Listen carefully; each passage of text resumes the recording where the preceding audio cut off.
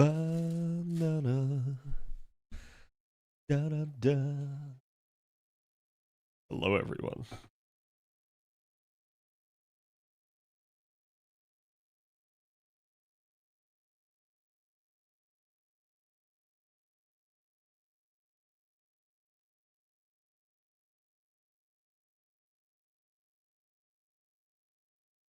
Deontay, thank you for the 47. Hope everyone is doing good today.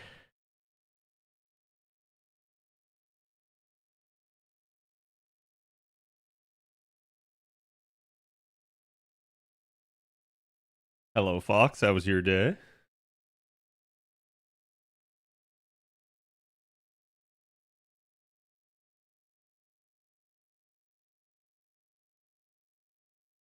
So, Chad, I thought we were gonna watch Ina today, but I was kind of lied to.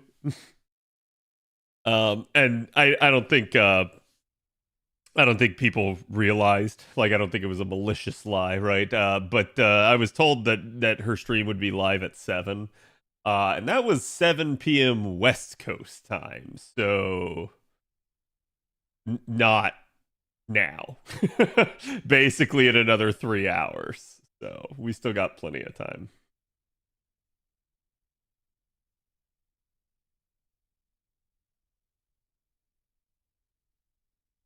Crazy angle on the art. Yeah, Omar did a great job with this piece.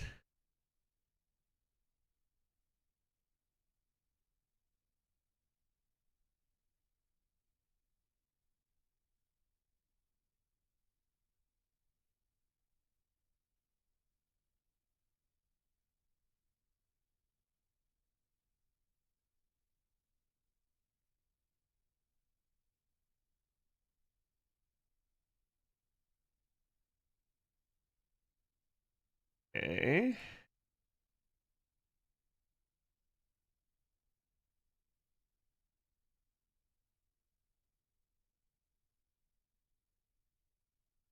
All right, the tweet is live. Do me a favor, go give it some love. Bryce Oberon better. Yeah, do you guys remember when I was recording the video that I still haven't put out on Twitter yet for the event analysis, and I said that there was a surprise coming for NA? That's what the surprise was. It was Oberon.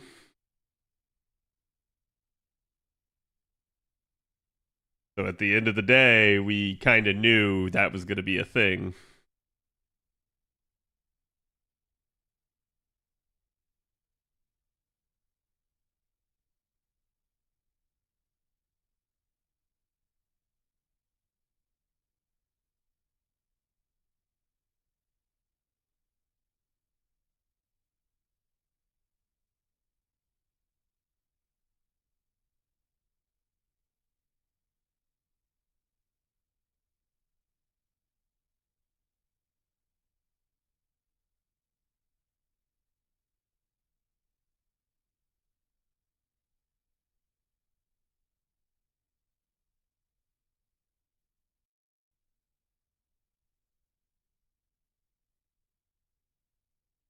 People are saying Starfield's apparently not coming to other platforms, so this is getting really confusing.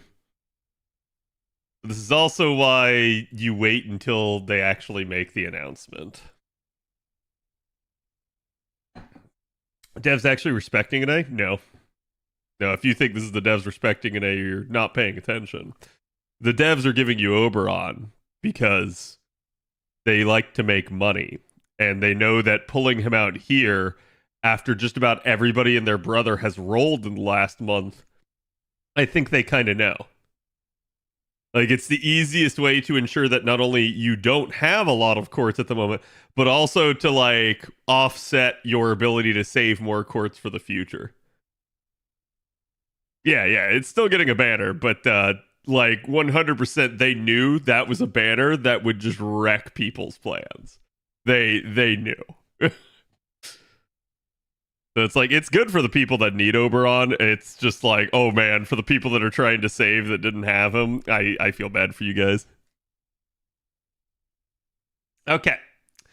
Believe we're good to go. And grab today's artwork.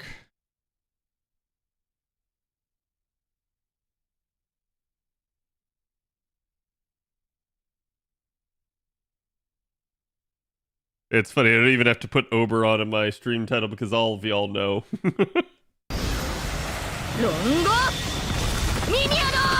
It's a fuck your clairvoyance banner. Yeah, you know, someone told me that it's like the equivalent of of trying to tell everyone that like, oh, your content creators don't know shit because it makes us all stick our foot in our mouth.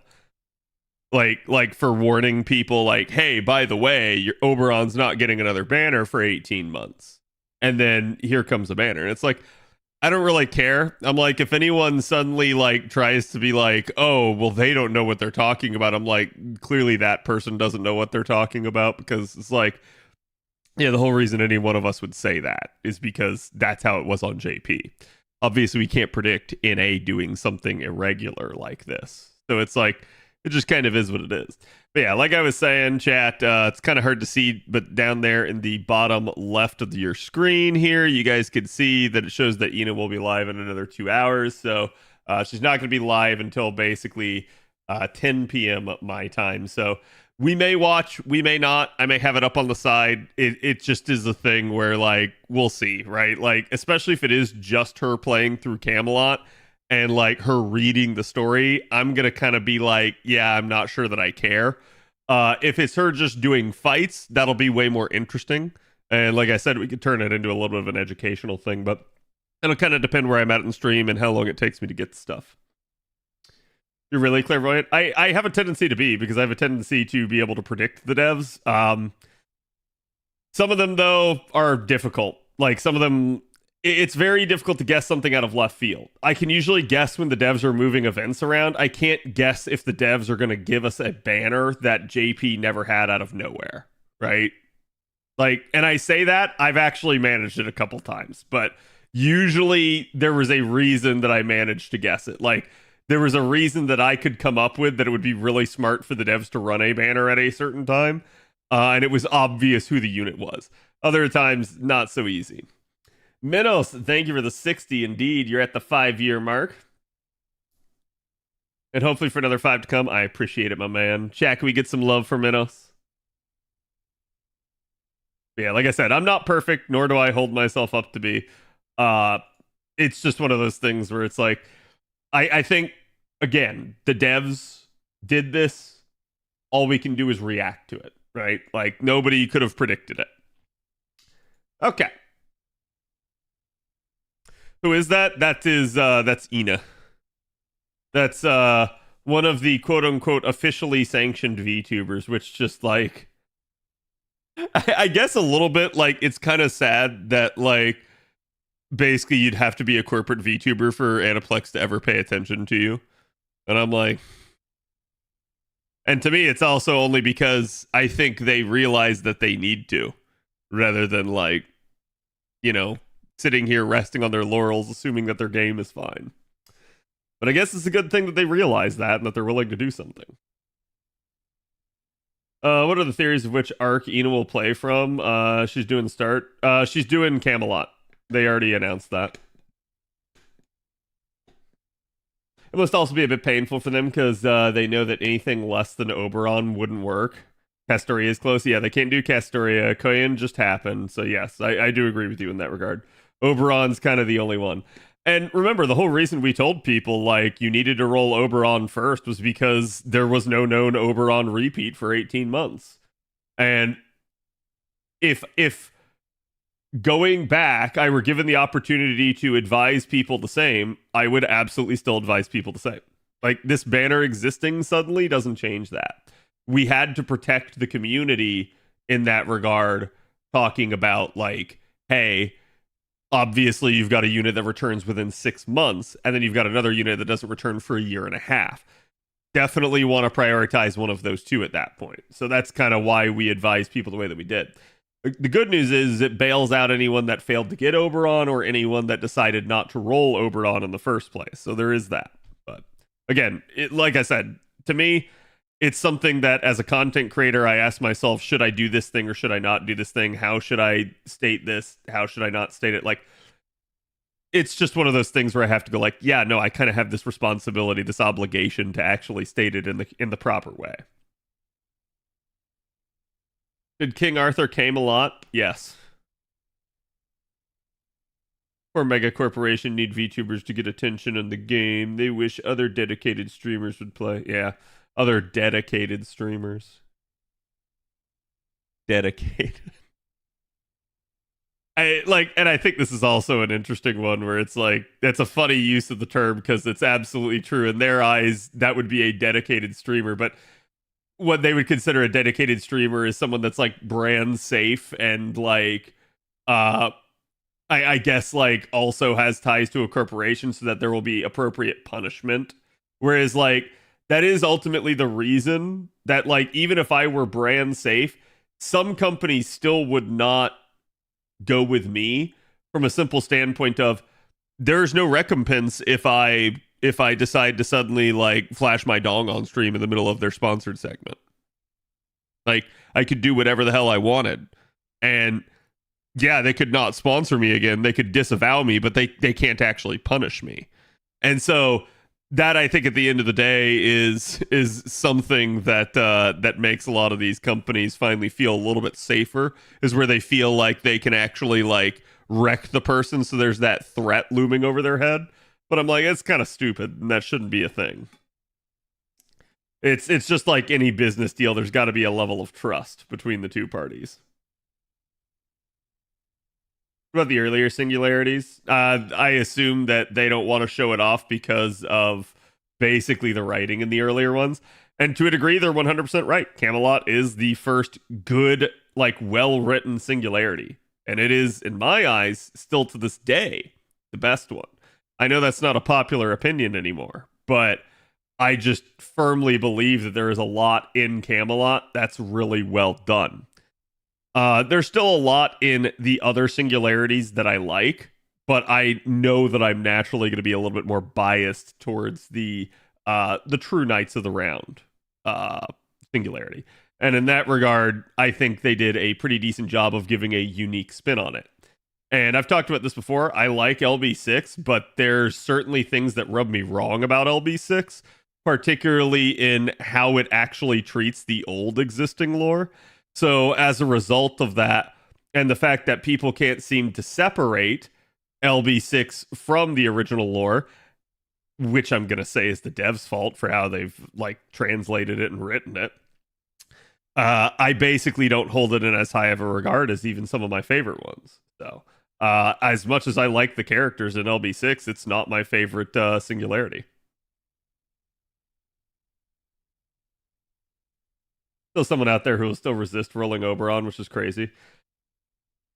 It is what it is, right? Like you can't tell people how to play the game in that regard. Like you can try, right? But it's the concept of you can lead the horse to water, but you cannot make the horse drink, right? So it's like there's nothing you can do. You can state how good of a deal it is and how like nice it is to have Oberon, and still some people will just refuse. Some people will go, "This makes the game too easy. I'm not rolling him." And there's nothing you can do about that. LB6 needed the original Knights. Yeah, and that's kind of funny to me that they tried to set up LB6 early on as like, oh, we can't have the original Knights here, and then the entire premise to LB6 actually kind of like linchpins on the story of the Knights of the Round and them existing, and Morgan Le Fay explaining that to the Tamlin, and then even still, the actual Knights of the Round being there in LB6 to functionally save the story from itself. So, yeah, I don't know. I just, to a weird degree, it's like what Nasu did with it is simultaneously genius and simultaneously insane. And I know a lot of people will have high praise for that. For me, I just kind of look at it, though, and go like, yeah, I'm not sure he did a good job with this. I feel like if he had reined it in maybe like 20%, it could have been a much more coherent story.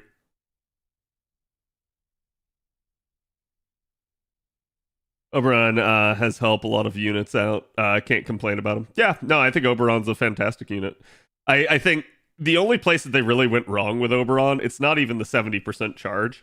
It's just the third skill. It's just how much he amplifies damage. And to me, I think even now, if you were to go in and ask the devs, they would never publicly admit it, but I think behind the scenes they will tell you that they messed up with Oberon and they made him too strong.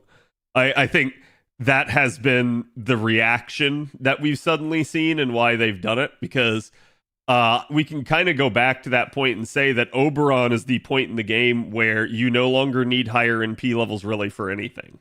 Like at 90 plus content, we're not talking plus plus, but at 90 plus content, with even a single Oberon, there was basically nothing in the game you couldn't do with an NP1.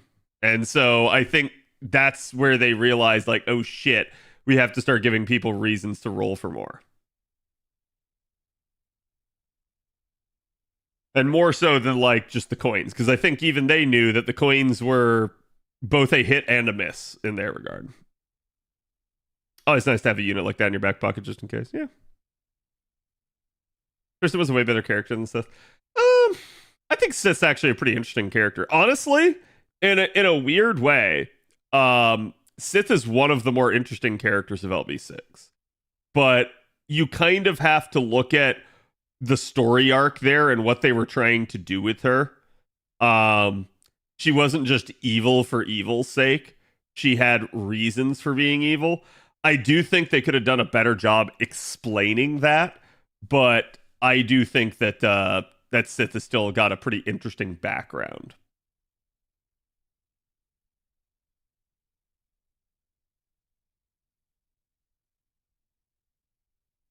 Yeah, I mean, and that's the fact that it's not a rainbow buff dark is one of the reasons why I suspect that there probably will eventually be an arts Oberon, a quick Oberon, yada yada yada. I don't think LB6 had enough Morgan in the story, but maybe that's just me. Kind of, right? Like, I know what you mean, but in a weird way, I almost feel like there was too much, because a lot of the issues at play revolve around like a lot of the plot holes are there because of how Nasu chose to write Morgan for that. Like it just doesn't really work. A lot of people will try to explain that away and try to cover the gaps for Nasu, but if you actually look at like several simultaneous statements, they just can't be true at the same time, and that's kind of the issue that you run into. Simultaneously, you also have the comparison to older lore and the fact that they have now kind of gone back and changed that. They could sit there and say like, oh, well, we never really knew, and it's like, no, we kind of did. We had statements prior to that. You're just now saying like, oh, well, they didn't know, and it's like, yeah, that's a cop out from a lore purpose, right? Like it's literally the author changing the lore right at that moment years down the line. Just a lot going on in general. Yeah. I wouldn't want 3 Oberon like SSRs, 1 for each card type, over just do a buff for Oberon's third to make it rainbow. Sure. But you're not thinking like a dev. The devs don't care about that. They don't want to make it fair to you. They want you to roll another unit. Like, I know what you're saying, Dark, but that's like 100% how the devs will think on this. They'll go like, wait, we can just release an arts version. Like, and there you go, right? That's not a dev thing. That's an investor thing. I mean, yeah, that's a dev thing. The dev's entire goal in a gacha game is to make the company money. Like, they have to keep the players playing and basically do that in such a way that that it makes the company money, right? Don't get me wrong. Is this a normal dev? Like the guy designing the unit? No, it's the guy that basically tells the guy to design the unit, right? It is from on high, but yes, it's still fundamentally in the devs.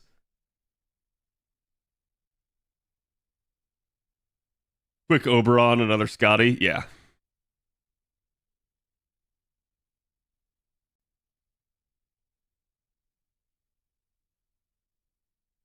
Isn't that Morgan's whole shtick even in IRL? That she doesn't make freaking sense? No. Okay, yeah. So I see what you're going for there. You are right in that regard, Abandon. Each one of her stories contradicts each other. Correct. Here's the issue with that. What Nasu tried to do is he tried to take each one of those stories that are knowingly contradictory and smash them into one. And it doesn't work. the timing doesn't work. I've actually sat there and like written it all out for everybody and said like, here's sort of the issue with all of this is like, if Morgan Le Fay is each of these like three beings, she literally is like hopping around the timeline just over and over and over and over and over again. Like literally like sprinting, running over to the lake, diving in the lake, grabbing the sword, handing it to Artoria, getting out of the lake, running back, causing a rebellion. Like it's just not a thing. I'm sorry. Like there's just no fucking way that the person can basically fulfill all the roles and still be like a mentally sane person in any way, shape, or form. Arcus, thank you for the follow. It's kind of too many ideas in one story. Yeah, and that's my only issue with it is that like I feel like he should have basically just reined it in some and come up with a more concrete idea. But, and this is kind of why people have talked about it, that Nasu kind of got obsessed with like fairy wank a little bit. Like he had this idea in his head and he's like, ooh, that's a cool idea. And he was like, you know, like a dog with a bone. He kept going for it. So it was kind of one of those deals where I don't think anyone could really stop him. And that's also why 6 is by far the most bloated out of all the chapters.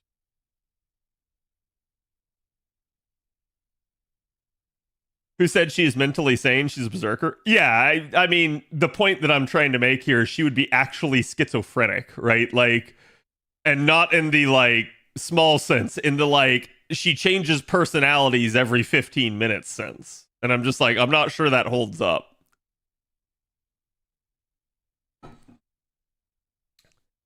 No, that's not the point, Char. If that were the point, they would play off of that way more. And 100% they show Morgan as this calm, cold, calculating personality and never anything other than that. Ever. So it's like, we can say that's the point, but that's us filling in for the devs. Sorry, not the devs. That's us filling in for the writers. I think he's been trying to dump fairy lore for ages, and this was his first good chance. Yeah, I do agree with that. I think he was like really just trying to like go with that idea, and he's had that idea, and it's been rolling around in his head for a long time. But then when it actually came to put pen to paper, he kind of had some issues. And we kind of know this too, because by all accounts, Nasu had basically written LB6 and then went back and rewrote it due to Oberon.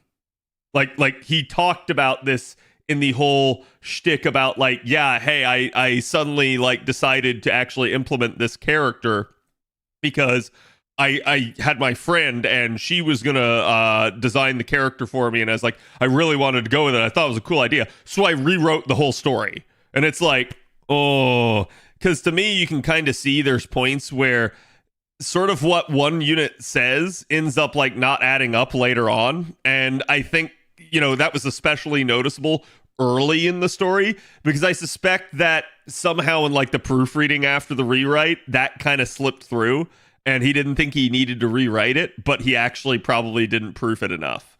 So I suspect that's kind of what went going on. Lostbelt Morgan isn't proper human history Morgan. Yeah, kind of, right? Like, and this is why I said the issue here is that people can't delineate the two. And why can't people separate the two?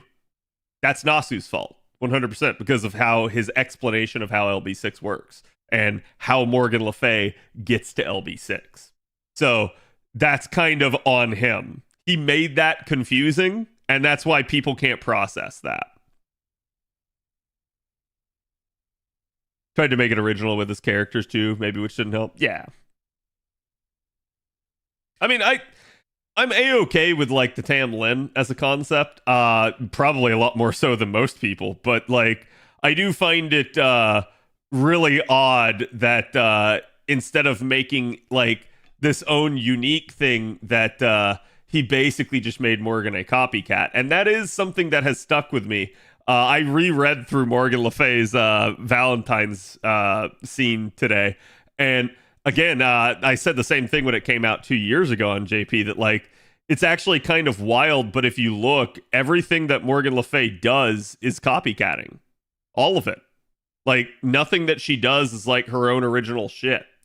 And it's kind of wild when you actually look at it, because you kind of see all of it is still from that like jealousy standpoint. That's all what it is. Everything that kind of motivates her is that desire to do and be better than Artoria.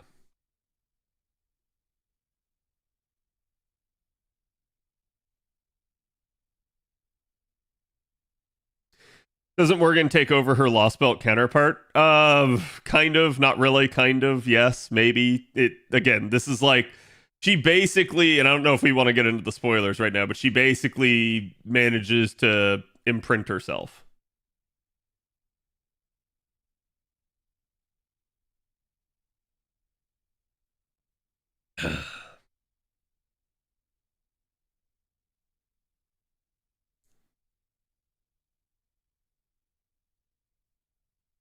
Those PHH memories came at the cost. They did.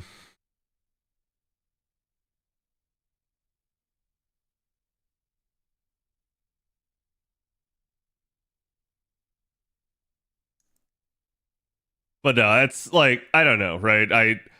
I think there's a lot of good in LB6's story still, so I know it's probably sounding to people like, "Oh, Cad's just bashing it," and I'm like, there's a lot that's good. My only issues lie with like the inconsistencies and basically where I feel like Nasu tried to undo what he had done in the past, and I don't like that, right?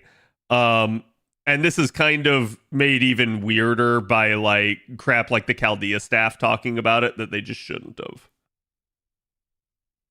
Or the icing art today, yes, it's very good. It's very nice.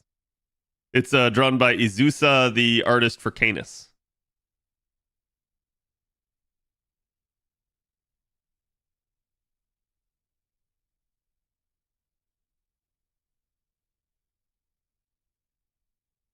Yep, exactly, Axel.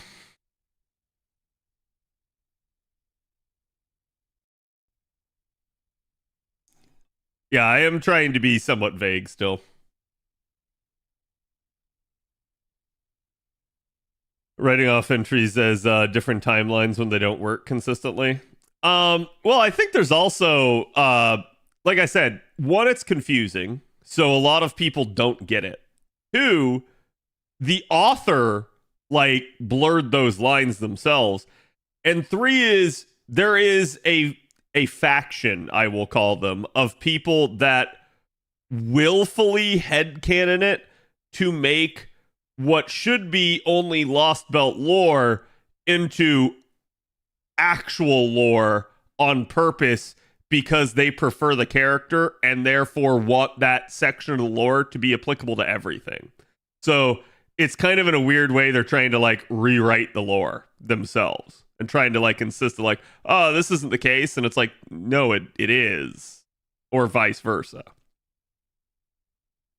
Wendy's has vanilla frosties again. Oh, I was just at Wendy's today. I didn't see it though. We need to use teapots on this node. Is there a better node? You definitely want to use them on this node if you can. There is the actual like 5 AP teapot nodes, of which the last couple one I've been told are actually pretty good. So not too bad there.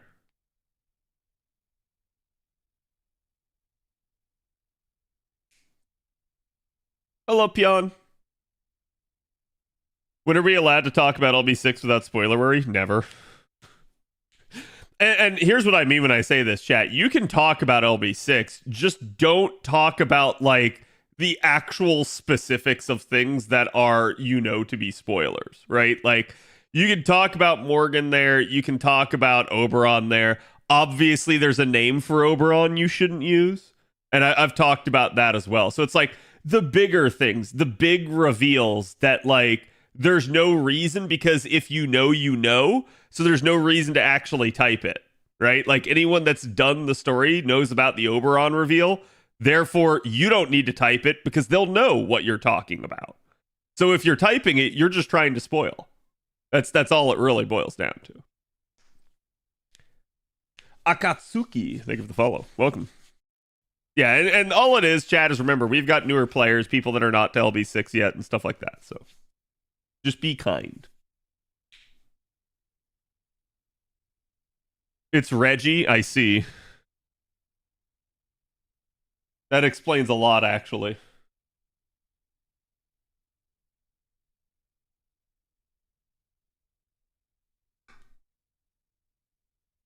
First stream since your roles, Manana beat me up. I see. Did I hear spoilers? Just we were talking a little bit about LB6. Kind of what I don't like about it.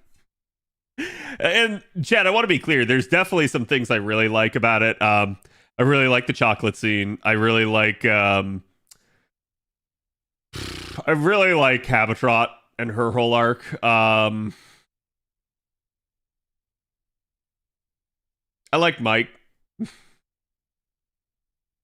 And I obviously like Castoria, but even still, there's some portions of Castoria's lore that I find a little weird, but I kind of get it.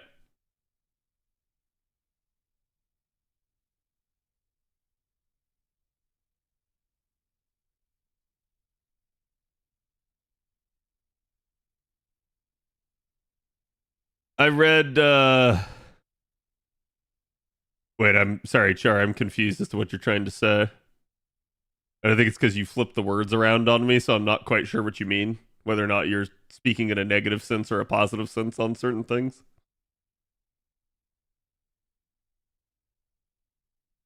Like the Oberon reveal is executed wonderfully. Um,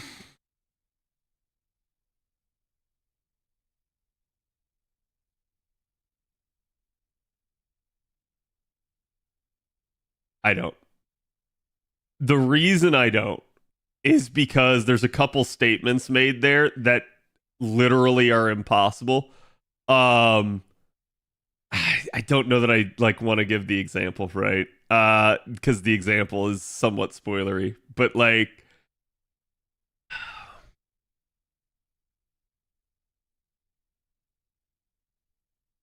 he makes a statement about truth and lies that cannot be correct. That's what I'll say. It literally, like, the statement itself does not make sense in English. So I don't know if that one in particular is a translation issue. I suspect it's not. I suspect that is how it was worded on JP, and that it still to this point would not make sense on JP either. Can you recommend a character for the Silver Leaves? Ooh, a character for the Silver Leaves. That's a good question. Let me see what is available at this current moment in the Evocation Festival, because there's a lot of really good ones. Some of it's going to come down to like what you have on your account. If you don't have certain things, excuse me.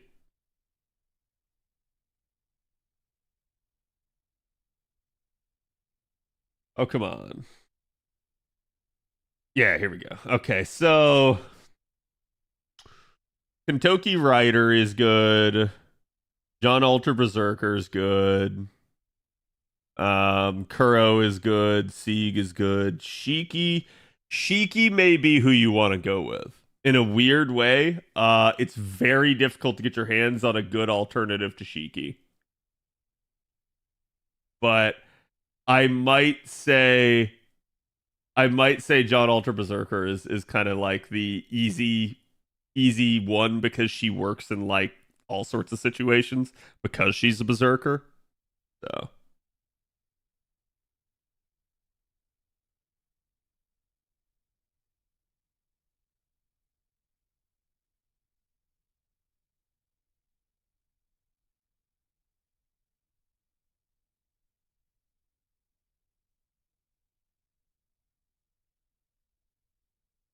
the whole thing with Oberon's just a shit show.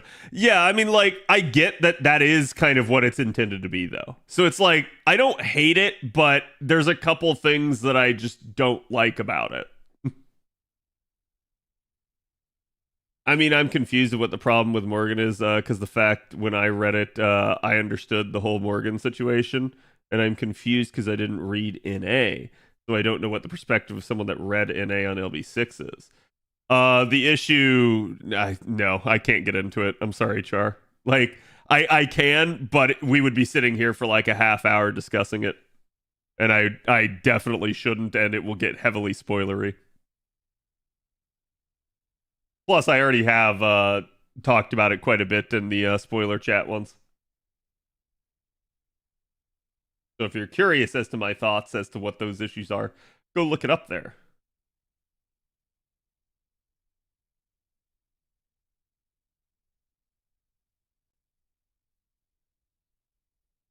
Cheeky Breaky, yes. Yeah, Shiki Shiki's just one of those where it's like, chat, we have like, what is that? I think 5 welfare assassins, and only one of them is a single target. She's 30% charger. She's got death proc, so and hard survival in her kit. So it's like, yeah, she's a really like no-brainer choice for a lot of things.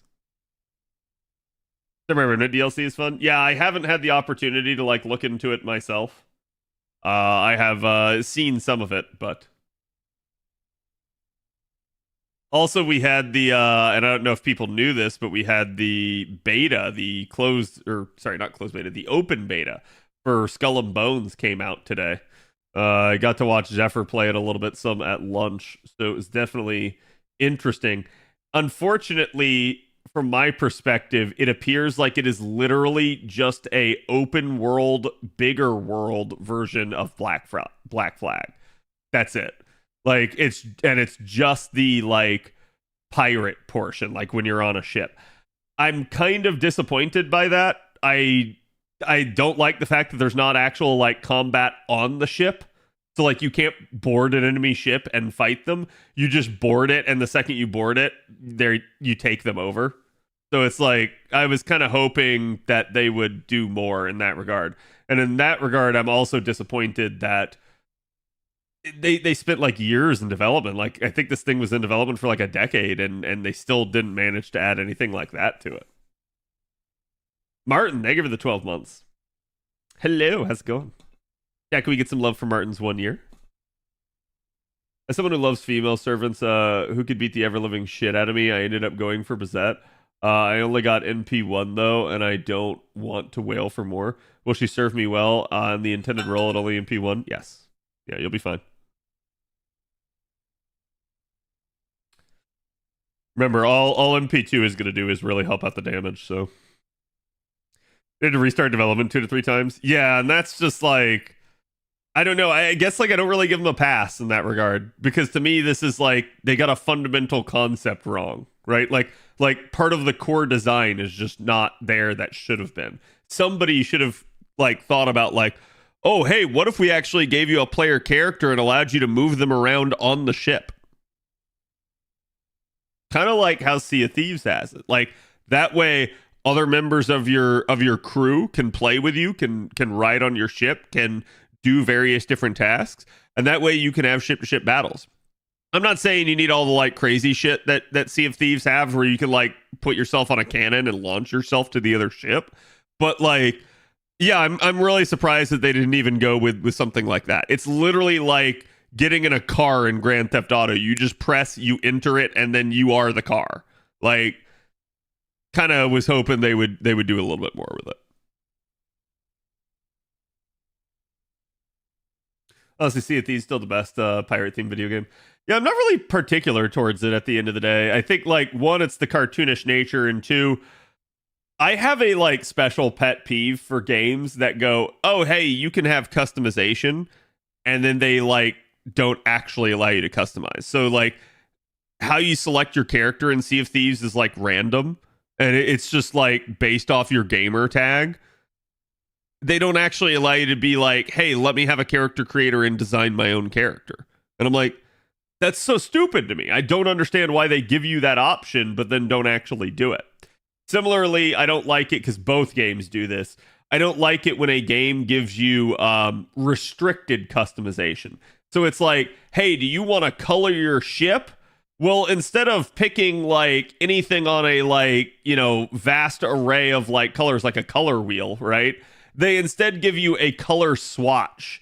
And it's like, yes, it's these 4 colors that your thing will be. Oh, what's that? You want it to be a different thing? Buy this other color swatch. And I'm like, no, motherfucker, don't do that. Just give me the actual choice. Even if you make me pay to unlock the colors individually, I would still prefer the freedom of being able to color it how I want it, rather than like, you know, oh, you can only buy this current look.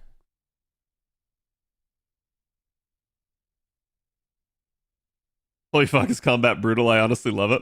Is it like a meat grinder style of game? It was begging me to play, I just couldn't get into it. I think Sea of Thieves is 100% who you play with. Like without a doubt.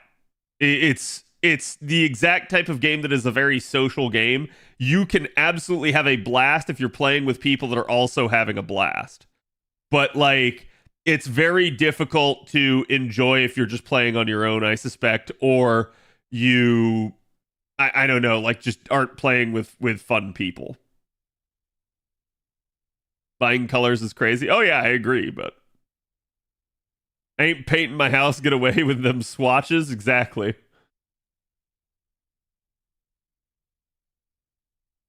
It's better than only set colors, right? Yeah. So it's like, or better yet, like just do dyes, right? Like just have that be a thing, and then, like you can collect them even. Like make it a progression thing, where it's like, oh, do you want this midnight blurple dye? Okay, well go out there and find it, or like loot it from this like raid boss or some bullshit, like this dungeon boss. Like I don't know. I feel like there's ways that you can handle progression, but it's like the issue here is those ways don't make the money. And there you go. Blurple? Yes, I love Blurple. Blurple has got to be my favorite color.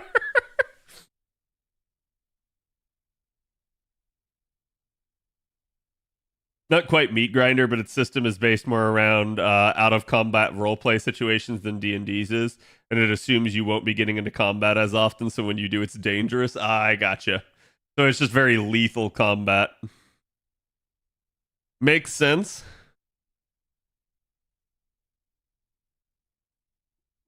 Sink 5 ships in the night without taking damage. Sure. Yeah, I think like there's you could make an achievement run or something like that.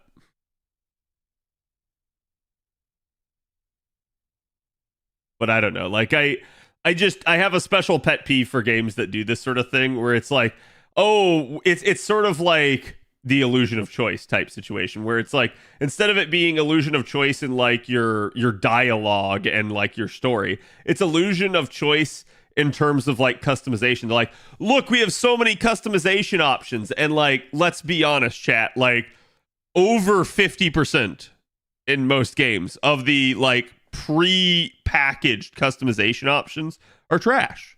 Like there's things you will never use and that most people won't use, right? They'll be like oh hey, this one is the like hot pink with like bile green with like fluorescent orange.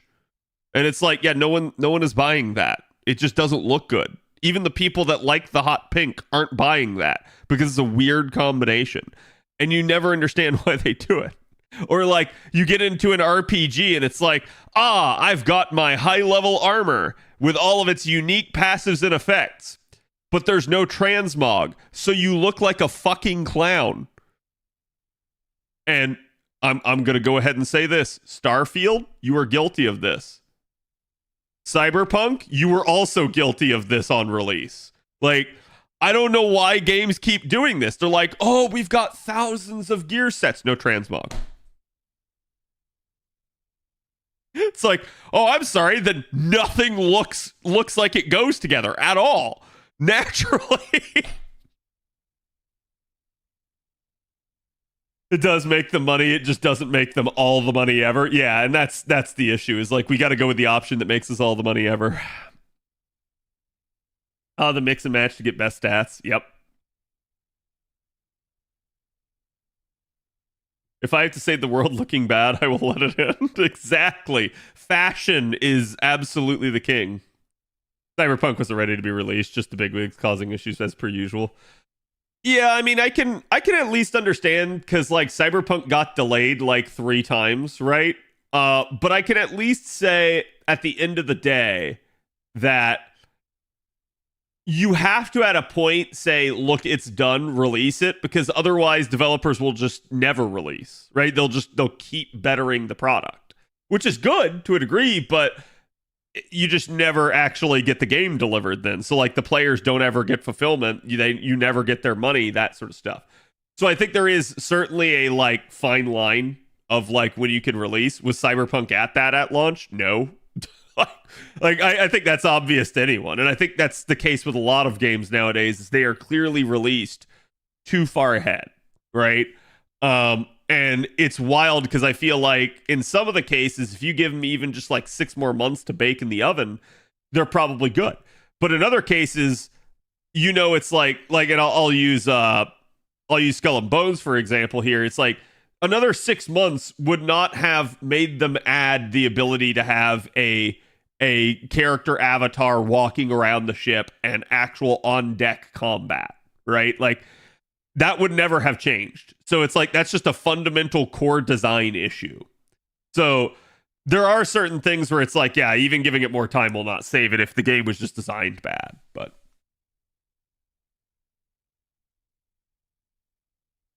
No Man's Sky, Cyberpunk were so hyped.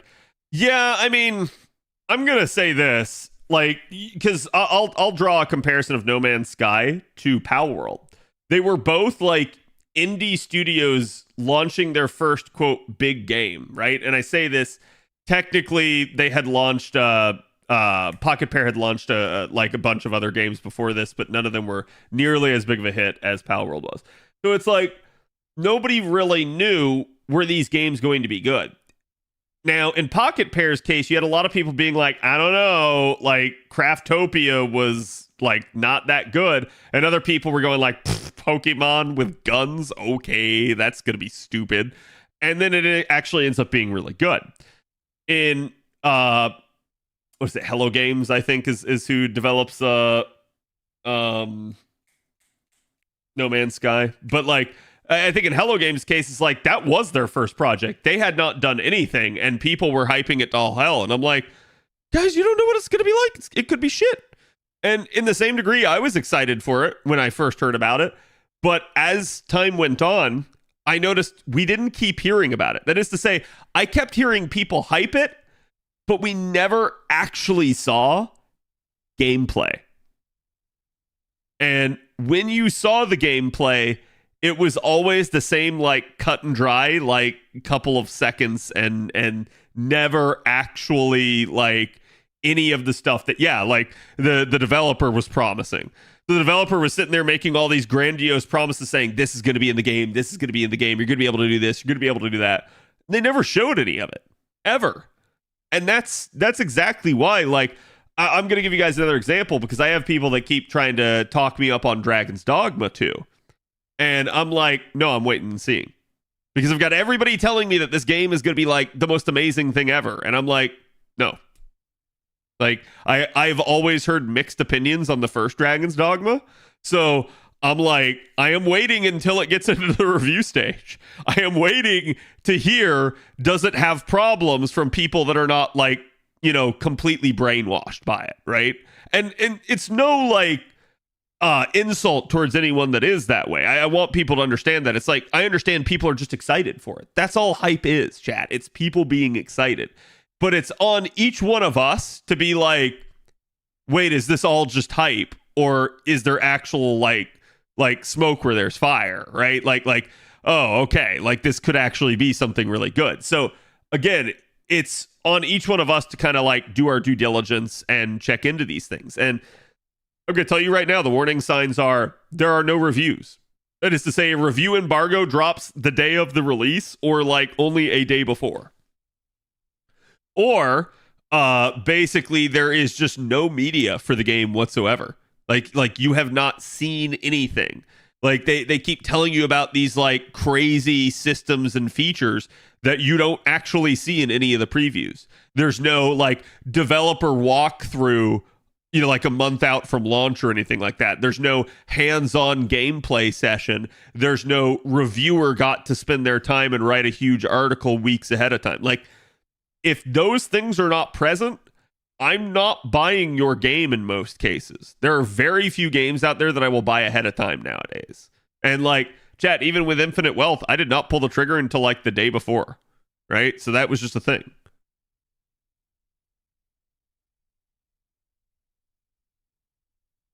But you have long gameplay vids for Dragon's Dogma 2? Yeah, I mean, I haven't looked into it. So that's the other reason, right? Like, I know I haven't done my due diligence, and I'm going to remain a skeptic because I haven't played the original game.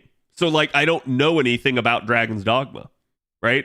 In that regard, I don't want to sit there and go like, oh well, that looks good, but it may actually be something that's like tedious as fuck or annoying as all hell, or like maybe I can't spot those things because I just am unaware and unfamiliar with the IP. So again, it's where like, yes, I will trust a reviewer that's at least trying to give an objective review. Now, here comes the other issue, chat. How do you know if your reviewer is objective and not like just a biased ass motherfucking shill? You're gonna know by virtue of how they handle it, how they word stuff.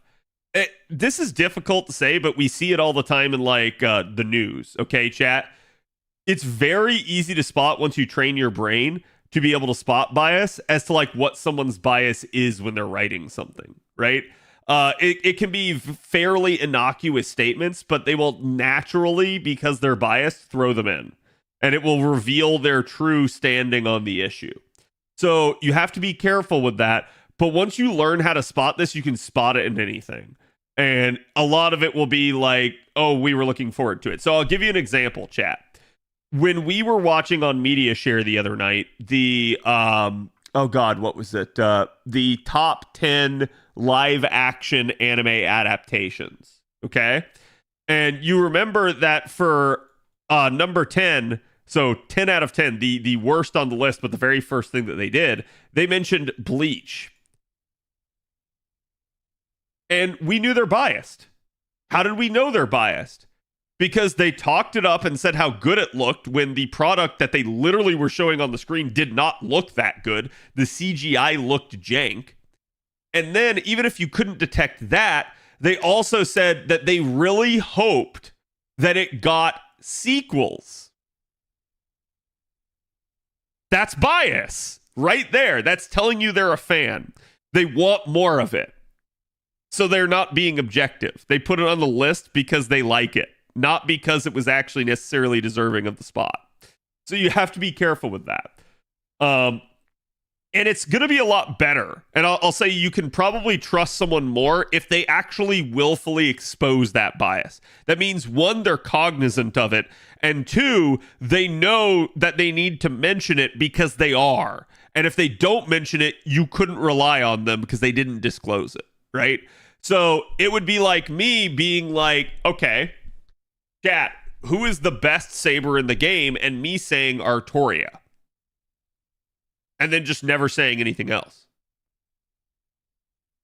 That's bias, right? Like, you know who I am. You know what characters I like. So if I just come out and say Artoria without being like, now, full disclosure here, I really like Artoria, but here's where I actually think she lands in the like performance scale. You're going to respect that a lot more than me just saying it's Artoria and moving on. Because you're going to know that like I naturally have an inclination towards saber faces.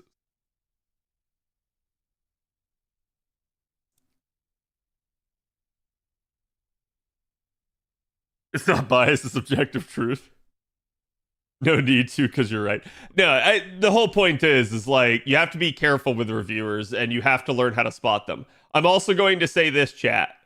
Never, ever, ever, ever, ever, ever, ever trust IGN, PC Gamer, or Kotaku reviews. They are all paid for. They are all bad. All of them. Do not trust those big three, if you will.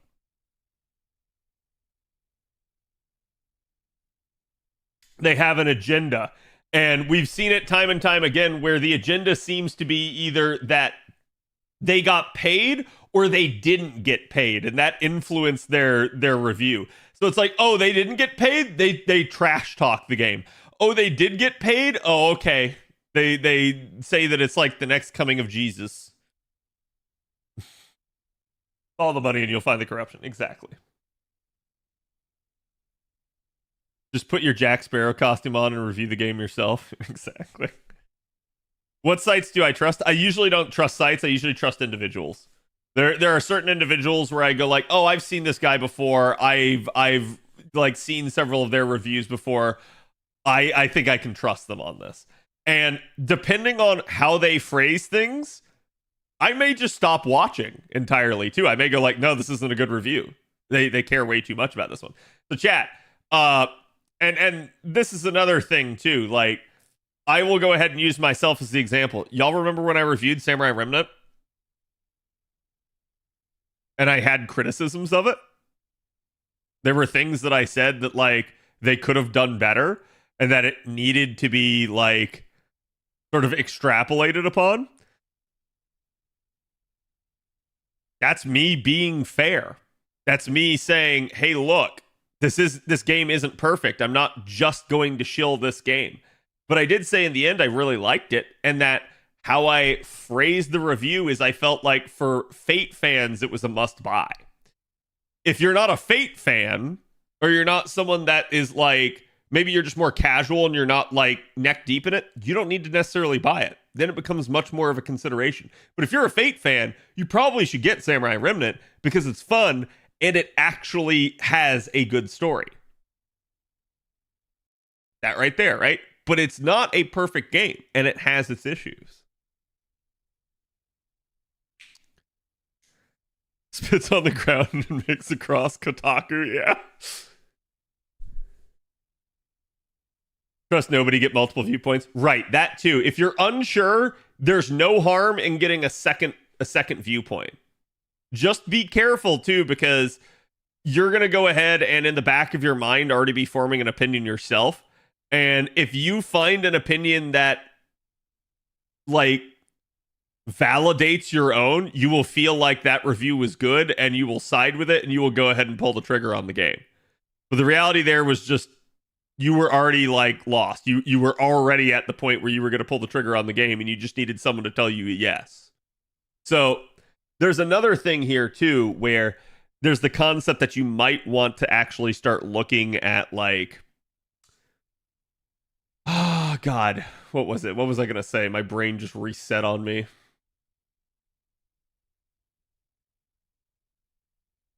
Oh, you might want to start looking at the negative reviews. Hear me out, right? I do this all the time on Steam. All the time. What do? Is this game good? Do I go look at the good review? I might glance at one or two of them, but I know they're probably going to say good things about the game. I go look at the negative review. Why are people reviewing the game negatively? What do they have to say? Like, what are the points that they're making?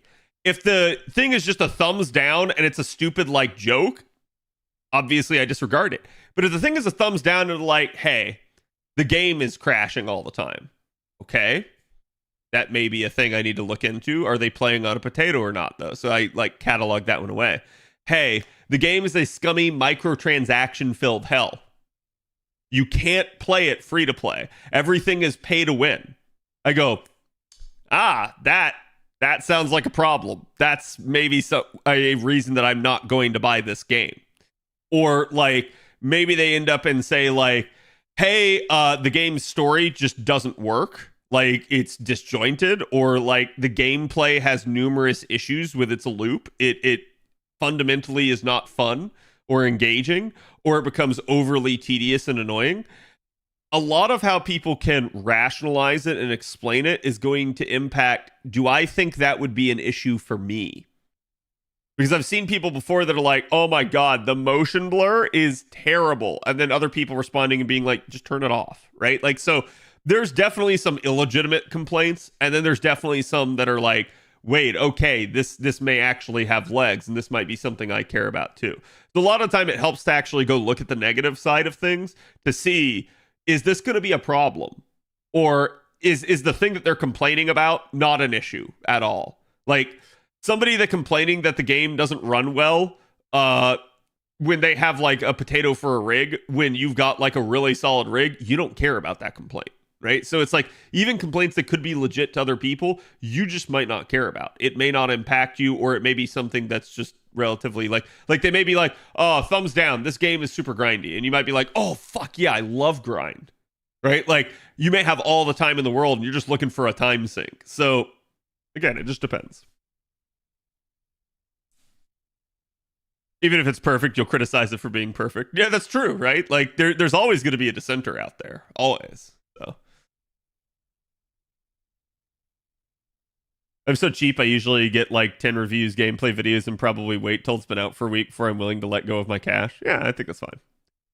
Is there a way to turn it off for Samurai Remnant? I couldn't find it in the menu. That's a good question. I don't remember off the top of my head because it's been a hot second. We need to get back to it. I need to play the other route at some point. I've got to do the Sword Demon mode.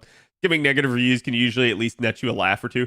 Yeah, but it's also usually a good idea to let you know, here's what the issues are with the game. And if you think you're fine with the issues, it's maybe a good sign to buy the game. If you think, whoa, these are non-starters, I'm not going with this, then there you go. You have your answer, right? Did I download the DLC yet? I don't have the DLC yet, so. Who do you think is a better 120...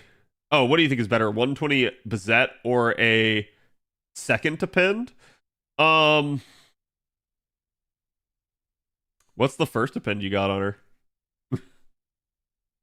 that kind of matters.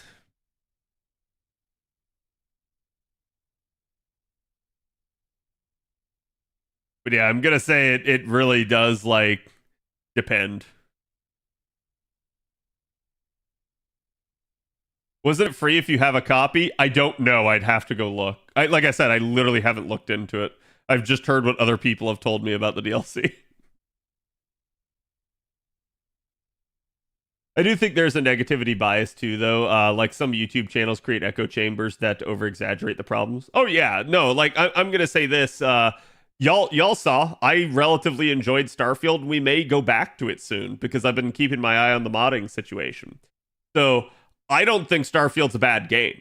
I don't think Starfield is as good as some of the other Bethesda products. I think it has some natural issues. A lot of this has to do with sort of the IP itself and like the fact that they went to space with it. Whereas I think if they stuck with like, something like Elder Scrolls or even Fallout, those are like fantasy on Earth IPs that they're familiar with and are already established. So I think they naturally had some issues, right? But yeah, like I was having fun with Starfield, and while I do think there's things that need to be improved and it has some problems, that like it's still a relatively good game. You go on the internet, you can't have that opinion. I have seen it time and time again. Even in the Starfield subreddit, someone goes, I don't get this subreddit. Why is everyone so negative? I'm enjoying the game. And they get like hundreds of people in the thing responding to them, shouting them down, being like, no, you can't like this. Like you don't understand. You're not there yet. I'm like, and that's honestly, to a degree, one of the reasons that I did stop playing Starfield.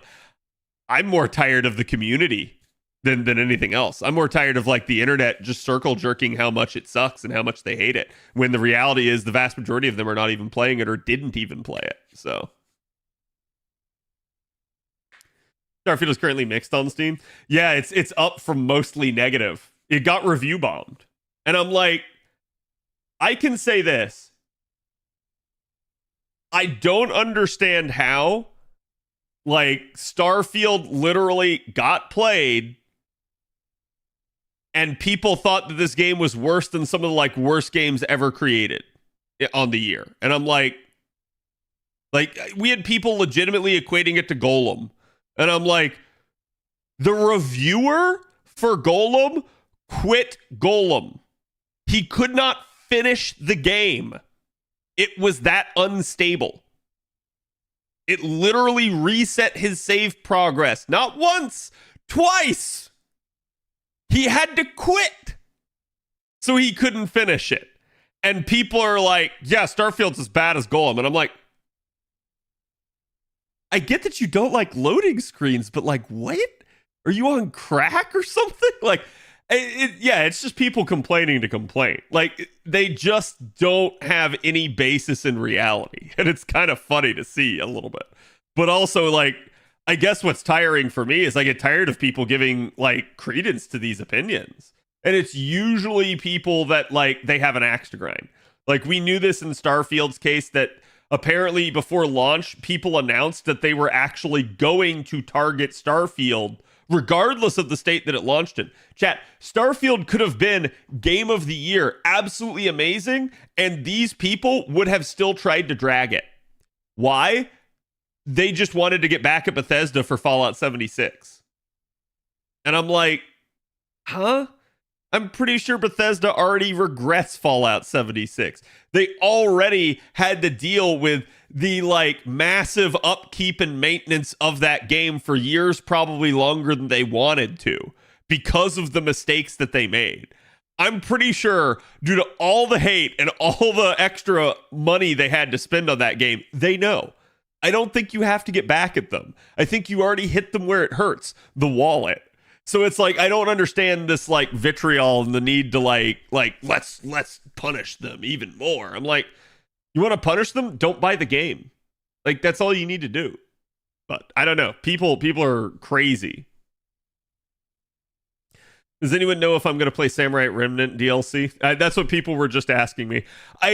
Like I said, at the current moment, I'm not sure if I have it or not. Is it free LC, chat? Can someone actually confirm that for me? And I should not have put that there, but whatever.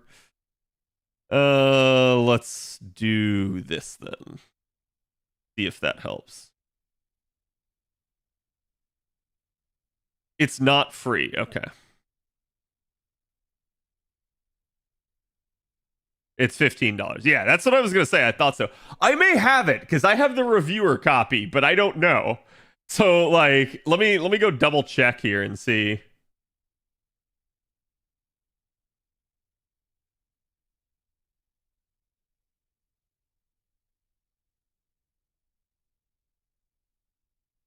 Is it included? Yeah, it's included in the season pass, right, chat?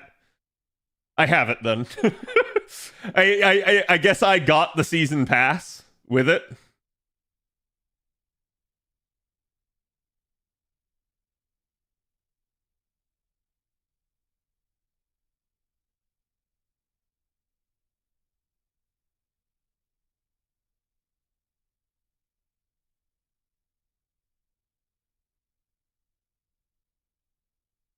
Maybe I don't. Hold on.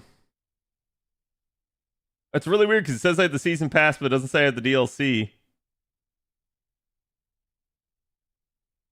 But then it also says that it's in my library. I don't know. Steam is weird. Does anyone know Khadroth? No. No one knows me.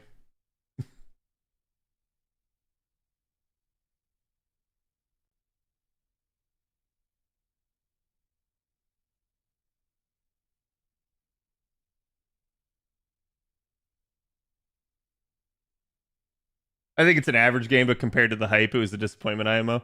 Yeah, I'll agree with that, right? Like, but I think that's also a natural issue that people have, right? Like, again, we talked about this earlier. Like, you need to start asking yourself,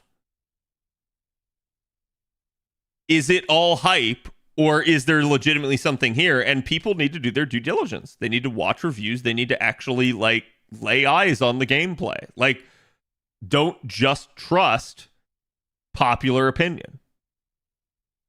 Just naturally. Like, nobody has any right to get upset about hype.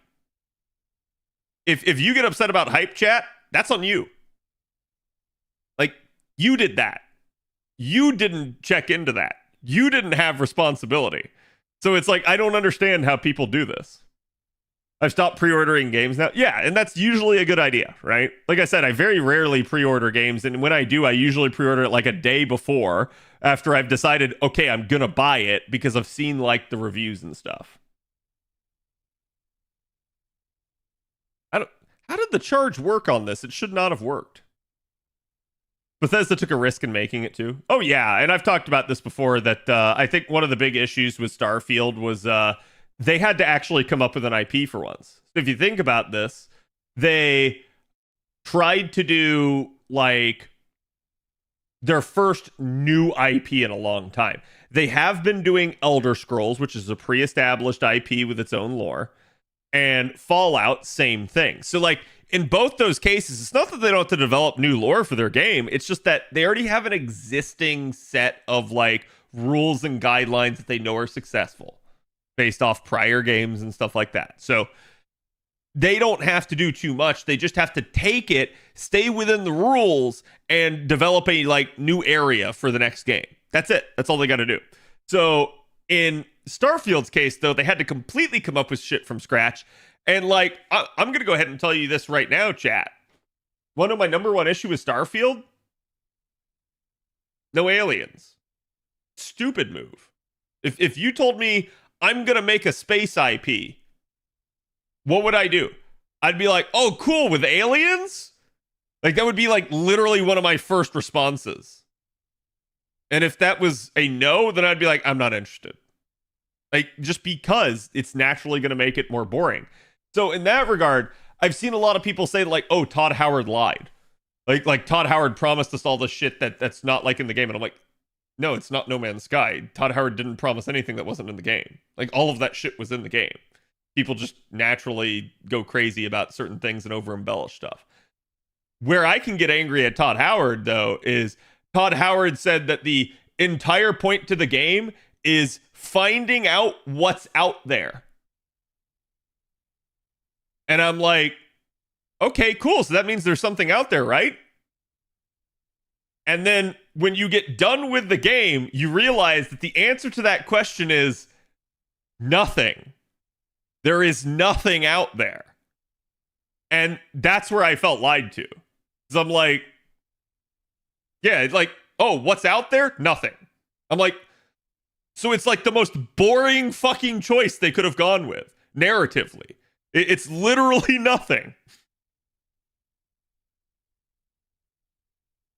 When I saw the worlds looked really bland. Yeah, I mean, that's kind of their entire point, right? Like, they wanted to go with a, like, aspect of realism, right? Where it's like, oh, this is a procedurally generated, like, natural planet, which is bland as fuck. Like, chat, you go walk outside, yeah, you're gonna see trees and stuff, but you strip away, like, trees and stuff, and all of a sudden it's just like, oh, what's this? It's like boring flat land for miles. Like, and it obviously depends on where you live. Like, maybe you live in the Icelandic fjords and you're like, oh yes, I go outside and see glaciers and like all of the like other stuff. I don't know why I adopted a German accent, but whatever. Like, the whole point is like, yeah, like, obviously not everybody lives in the most boring area, but generally the earth itself even at times is like kind of flat. Then you go into space that doesn't have atmospheres in most cases, doesn't have actual life and stuff like that. It's like, yeah, it's kind of boring, right? Like, in that regard, I do think it would have been better to have maybe more planets that actually had life on them, even if it wasn't realistic. I would have just been like, I don't care. Make more Goldilocks planets. Like, I think it would have helped, right? They should have thrown out the procedurally generated stuff and made like 10 planets. No. No, I think the procedural generation is fine. The issue is like there's not enough variance in the procedural generation. Like, and I'm gonna give you guys an example, right? Let's say you go on the planet and you try to go find something like a point of interest, and you're like, ooh, it's an abandoned warehouse. Oh, it's an abandoned mine shaft. Oh, it's an abandoned... It doesn't fucking matter, because the whole point here is that every time you see the word abandoned, it's actually full of pirates. Every stinking time.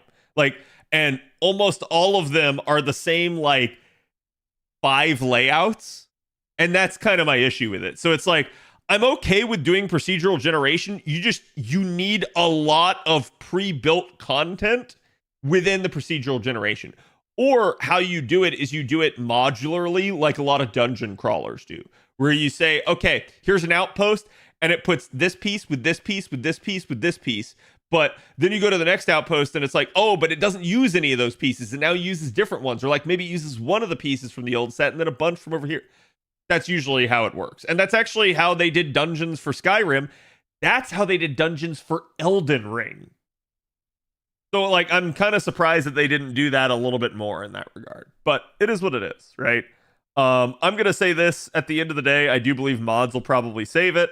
I've seen a lot of people saying, like, oh, the modding community isn't robust. That's bullshit. I've kept my eye on it. It's still developing a bunch of stuff. Modders have already added the ability to have fully functional brigs for bounty hunting. Modders have already added the ability to add new like ship parts and stuff like that for creating wildly new designs and everything like that. So it's like, I'm not worried about that. Modders will fix it. There's still a really robust community.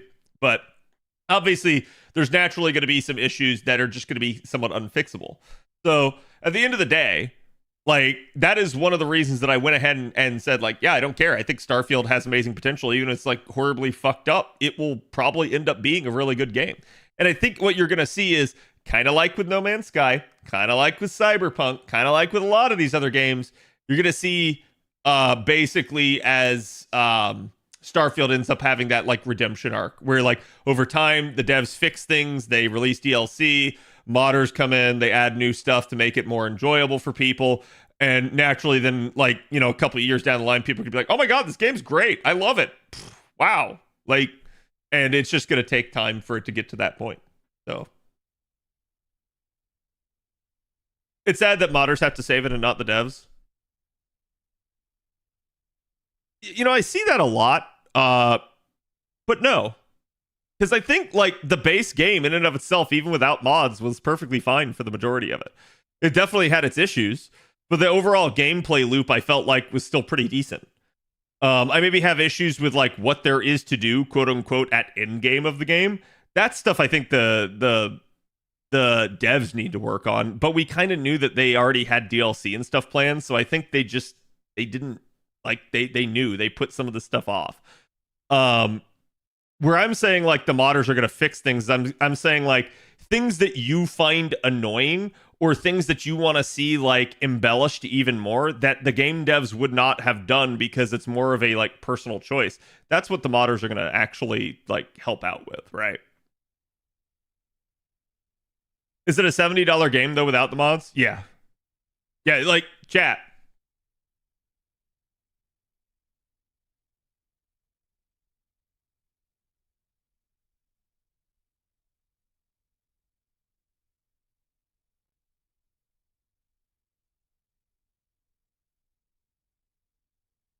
Yes, it is. Like, in that regard, I got plenty of enjoyment and time in the game. For reference, chat, there's only one other game last year that I played more than that, and that was Baldur's Gate. Like, there was plenty to do in the game. And that's where I heard a lot of people saying, like, oh, you can't have an opinion to like that one dude because like you haven't played 100 hours. I'm like, so what? If you get 100 hours worth of enjoyment, it was a good game. Like, I'm sorry. I know people don't like that opinion, but it's true.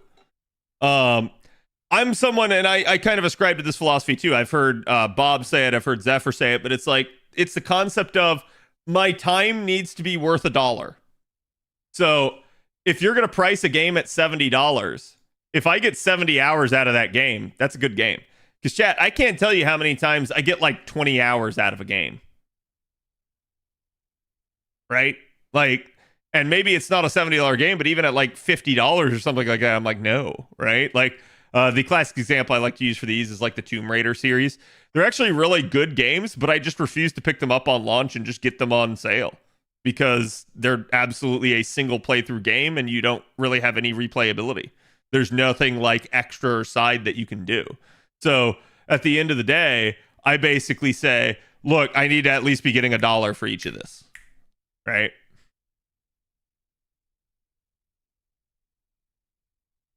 Recommend beating the game first, then New Game Plus, so you don't get spoiled. Yeah, I mean, I did, right? It was progression pacing, but that was a single batch file. Yeah, and like I said, it's not a perfect game. There's things that I have issues with. Particularly, I don't like how they handle skill ups in this game. I think it's bad. I think they need to go back to the old systems that they were doing with like Skyrim, where you use something and it levels up and you get points and then you just keep doing stuff like that. Rather than like, oh, this weird shit of like, you must do the exact fucking thing, right? Like, usually in Skyrim, there were like several ways to get experience in something, right? Like, you could level your sneak by sneaking around nearby enemies or by sneak attacking someone. You could level your illusion by casting any number of different illusion spells, including the spell Muffle, which is fairly easy and early to access, which meant that like you didn't even have to actually sit there like casting illusion spells in combat, right? So to me, Skyrim had a much more forgiving system versus like Starfield. You want to level piloting, you have to literally just go kill enemy ships, which is really hard to do early in the game. So instead, the way to do it is you actually go sit in a simulator. That is wildly unfair because your ship that you get in that simulator is trash. So yeah, I think they needed to address certain things like that. NASA Punk, yeah. There is Lara Croft's assets, indeed. Oil changes are over $70. I know. I do agree with that, Martin. I like. I'm gonna say at the end of the day that that's a separate issue as to like pricing, right? Because we see like Nintendo doing it, we see Sony doing it, we see Microsoft doing it, obviously. So it's like I'm not gonna sit here and debate over the price of the game so much as do I feel like Starfield was a full value game? Yes, absolutely, full stop. Like, I think it absolutely is there. Does it have its issues? Yes, but these are issues that I think annoy you more over time. That, to me, basically, yeah, that's something like I said that I think either the devs are going to fix it down the line or the modders are going to fix it for them, one or the other. And do I think it's a problem that the modders fix stuff for them? I think when there's a like core design standpoint failure, yes. When I think it's like, oh, they actually put the feature in the game and it's just not up to par for what people think. No, I don't have issue with that, right? Because I can't tell you how many games do something stupid that we wish was like different, right? Like, I'll give you guys the example. FGO. Man, like I get access to this guy's special ability, but I get no access to, is this guy Earth, Sky, or Man? Does he have any other special traits like Roman? Like, the UI just doesn't tell me these things. With a mod, you could potentially fix something like that, right? But we don't sit there and hold that against FGO. We might say, oh, the UI needs to be better, but we don't go like, oh, I can't believe that we're having to fix this ourselves, right? Like, so at the end of the day, that's really the only difference there is that people would just sit there and complain otherwise. Kimba, thank you for the gift. So FGO is worth 720,000. You know, I have no idea, and I'm terrified of knowing how much time I have spent in this game. Could be a $0 game. Gacha could be a $0 game, but let's be honest, most people don't play Gacha free to play, at least of the like committed crowd. The free to play crowd has a tendency to be very like casual. Now, at the end of the day, I understand some people just don't have the money. I'm not making any sort of judgment based off of that.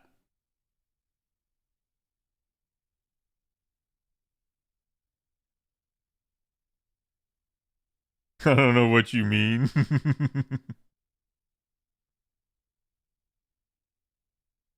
Let's do that. FGO improved animations. I think it did for years. I do wonder why they don't anymore. But like it, you know, it is what it is. It's all about choices. Yep. I think a lot of people in FGO spent a lot at first and don't anymore.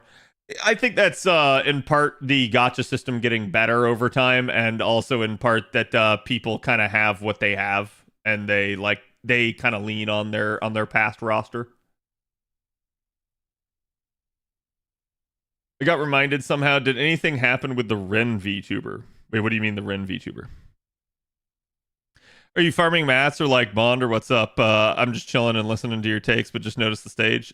This is Ordeal Call. This is one of the new Storm Pod nodes. So I'm just using my Storm Pods.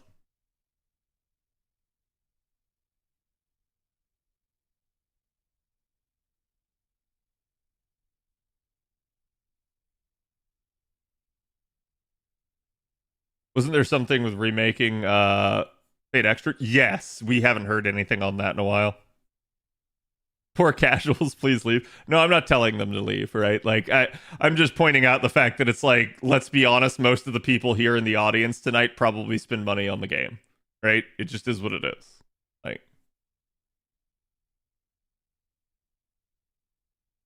I beat a CQ without command seals for the first time. Nice. That's always good.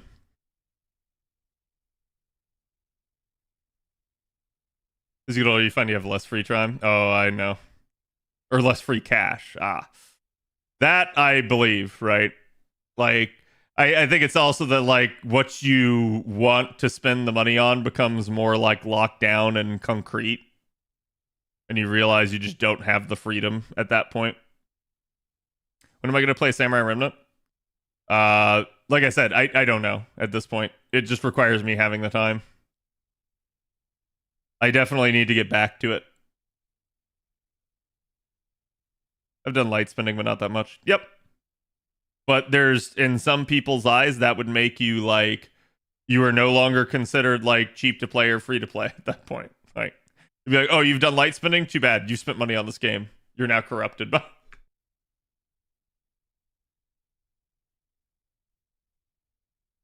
to talk a pricey hobby? Oh, yeah, I'm aware. Like, I have some pretty decent speakers for my home entertainment system outside, just by virtue of, like, my brother and father being super into that stuff. They're like, don't you want one? And I'm like, I mean, I guess. They didn't pay for it, though, of course.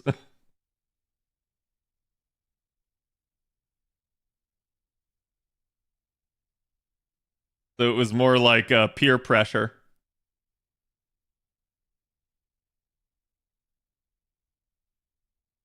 I would say FGO is one of the more free-to-play friendly games.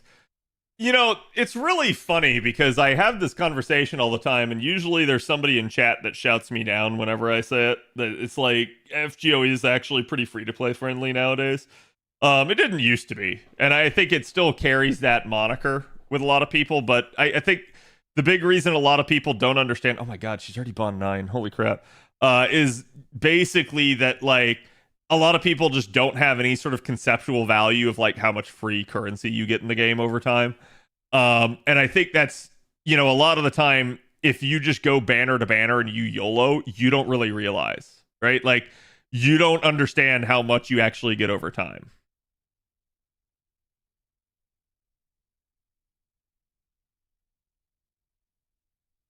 People that don't think it is just don't play the game at all. I wouldn't say that. I think a lot of it is that like, those people basically just don't really pay much attention, right? Like, they still play the game, but they kind of just log in, YOLO their courts away, log out. Like, I'm not sure they actually have ever at any point tried to save, right? Because if you try to save, you would quickly realize, like, oh wow, yeah, I'm already at like 200 courts. I'm already at like 400 courts. I'm already like at 700 courts. And you're like, wow, that's really, really wild. I got around 300 courts since January.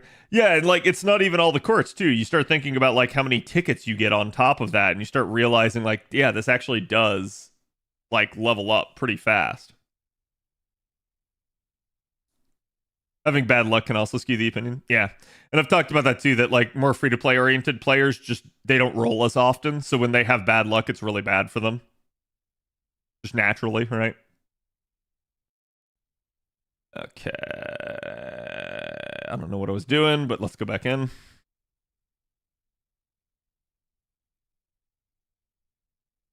Try to count how much free currency you get in a year.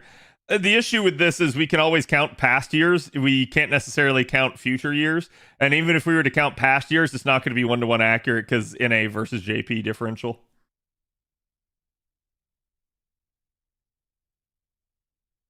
Oh. Wait, is he just going to change class on me? Is that what this is?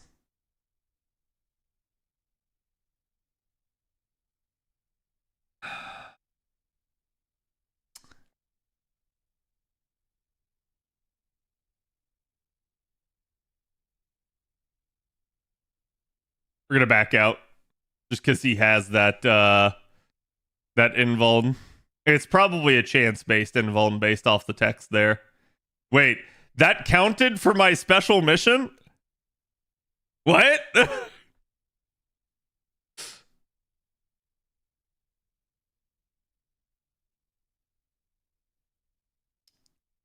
There's a it's so over one, yeah. Real quick chat. I was going to add command codes.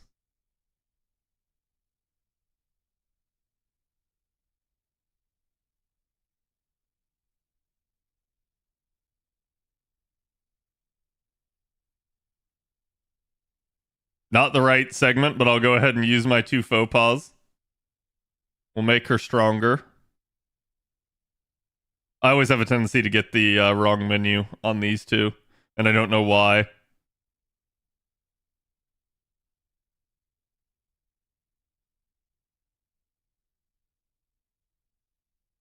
We still got a 5-star burn command code. It's that sucker. Wait. I think this one wants to go on Buster, if I remember correctly.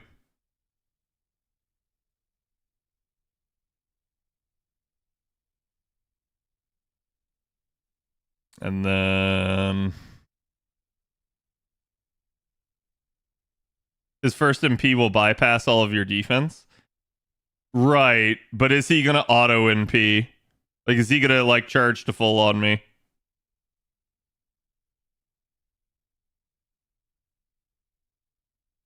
He does. Of course he does.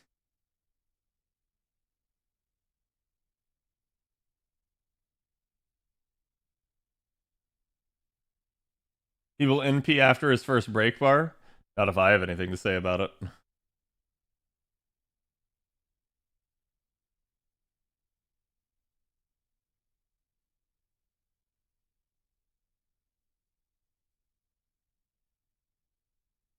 Wait, is the one that I'm doing the Aussie one? Because it was Odysseus, right? Yeah, did I NP2 Ushigozen? No, I NP0 Ushigozen. Odysseus, okay, yeah, that's why I was like...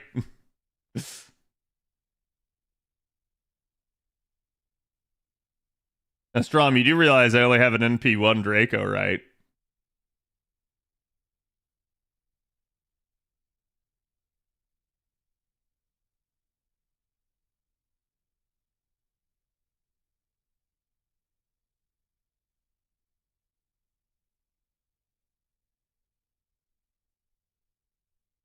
Mistakes were made on your account?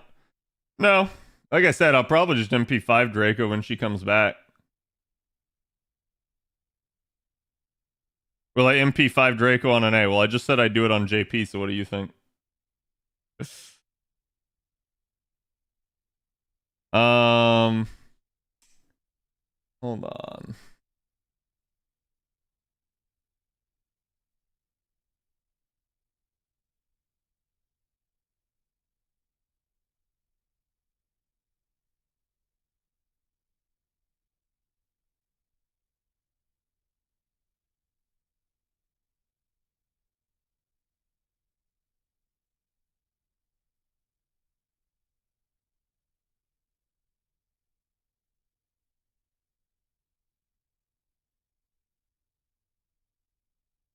Did I ever put the Roman command code on her?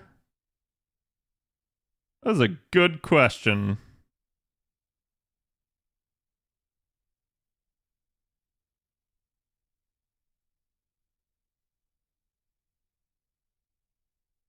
Next question. I think that's it. Pretty positive that's it.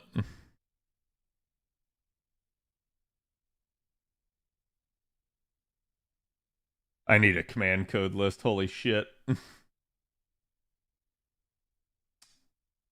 I always have a hard time with command codes on JP. I just have to go look them up because it's like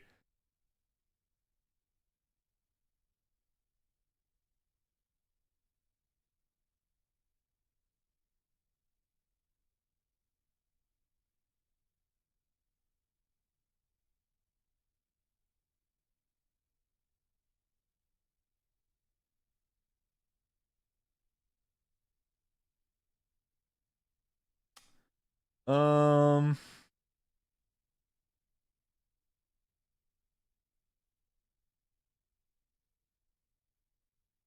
not bad. That's MP gain on the Miss Crane one.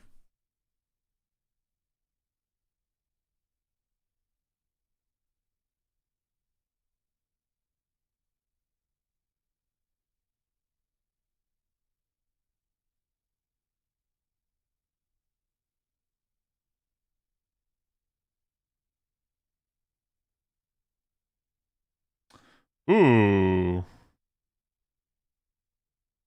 We got another burn one. I did not realize.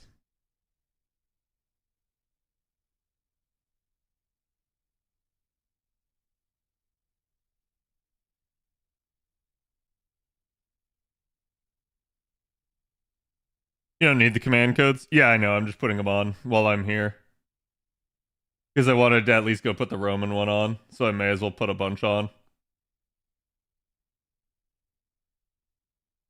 I think that's party-wide Buster, interestingly enough. Which is funny, because they're like, hey, if you use this, you get 10% Buster up for the entire party. But meanwhile, we can't let the Royal Bunny command code be too strong. We're going to make it completely fuck-ass random. Like, what?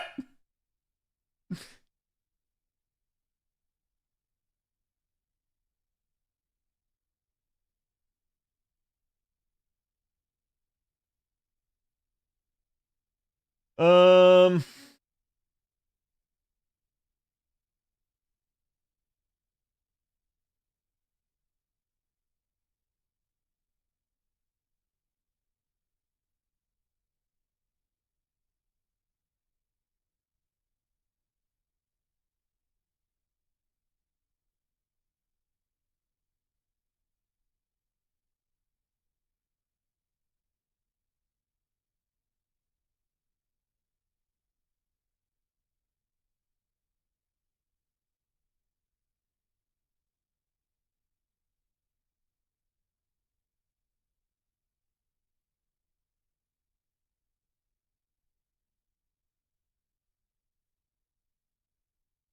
Yeah, something tells me that was not a sunlight battlefield.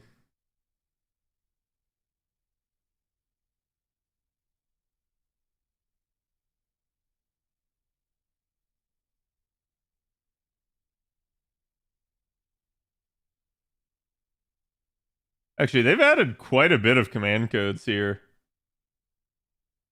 Some of these I don't even remember.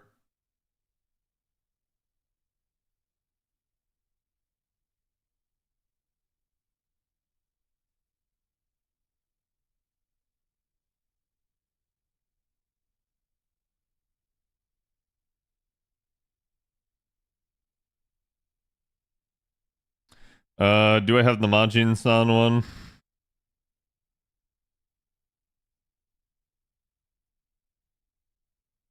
It is likely in use. It's not. That's surprising.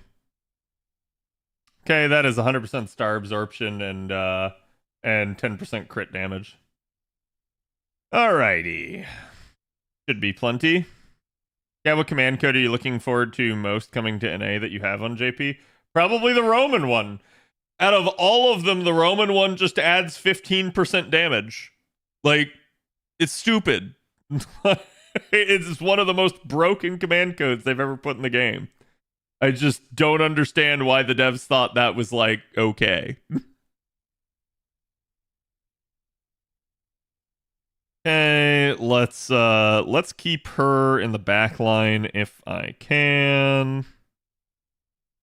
I probably can't, so let's go ahead and switch over to Draco here. And then we want Honey Lake. Give us that sweet, sweet Invuln Pierce.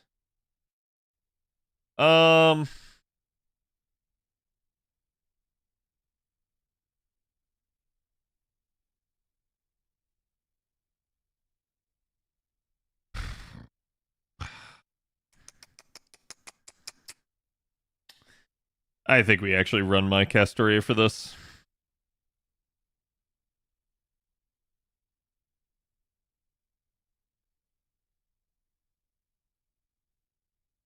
Just to help.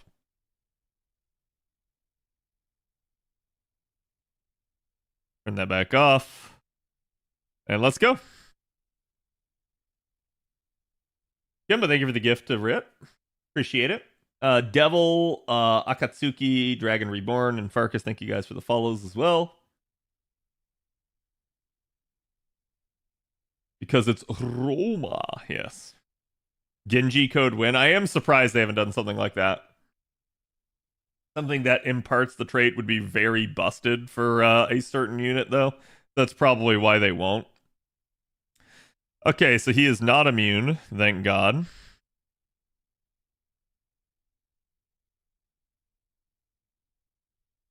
Okay.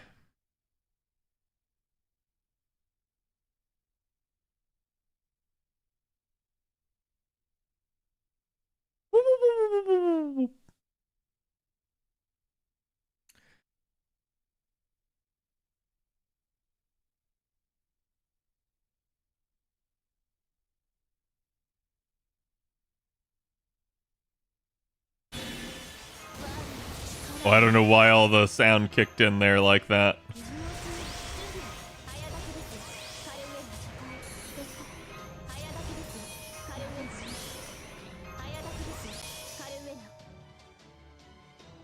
Let me see what kind of damage she does.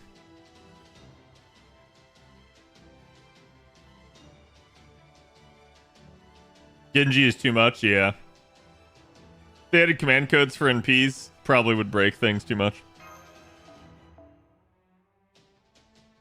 I've done nothing but farm bond. You should definitely do more than just farm bond. Oh, is she gonna do it? Oh, no. Yeah, okay, hold on. I thought she was gonna lowball me, but she didn't. Wait, that's an A. What is with the delay? Yeah, can you put on a Bunny Arteria clinic? What, you want to see me use her in this? She'd be difficult because I need buff removal resistance, but like, oh my god, like, honestly, Bunny could probably tank the NP. Something's off. Yeah, I don't know why it's like delaying all the sound.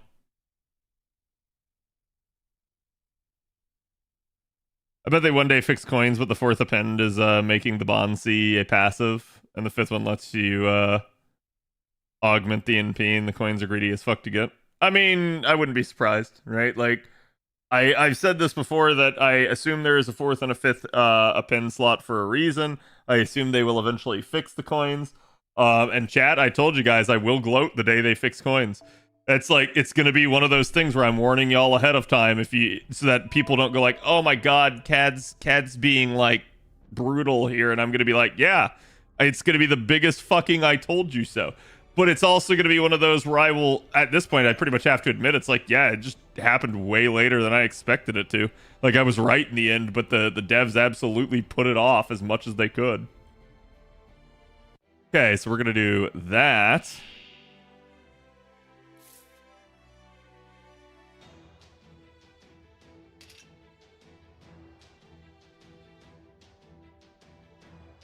I think I did it that way. I did tank the NP with Lady Avalon NP. Interesting. It'll be a about time situation, yeah. Like, I will sit there and I'll be dancing a jig of I told you so, I was right. And then I will have to immediately be like, what the fuck, why didn't they do this sooner? Oh, come on.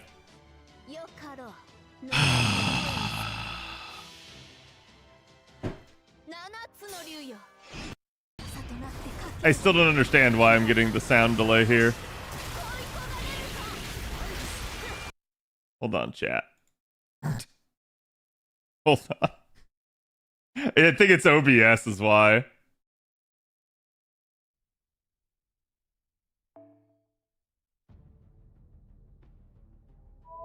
Wah, yes, wah.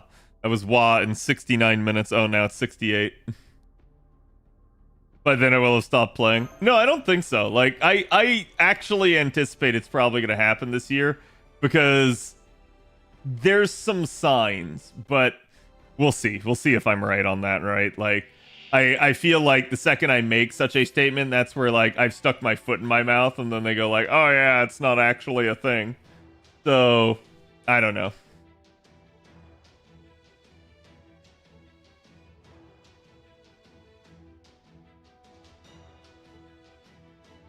Ba-dum, ba-dum, bum, ba-dum. Okay, so hold on. Paris.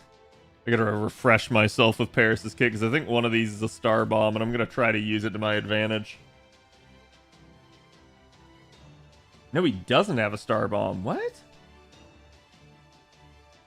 I didn't think of Tell.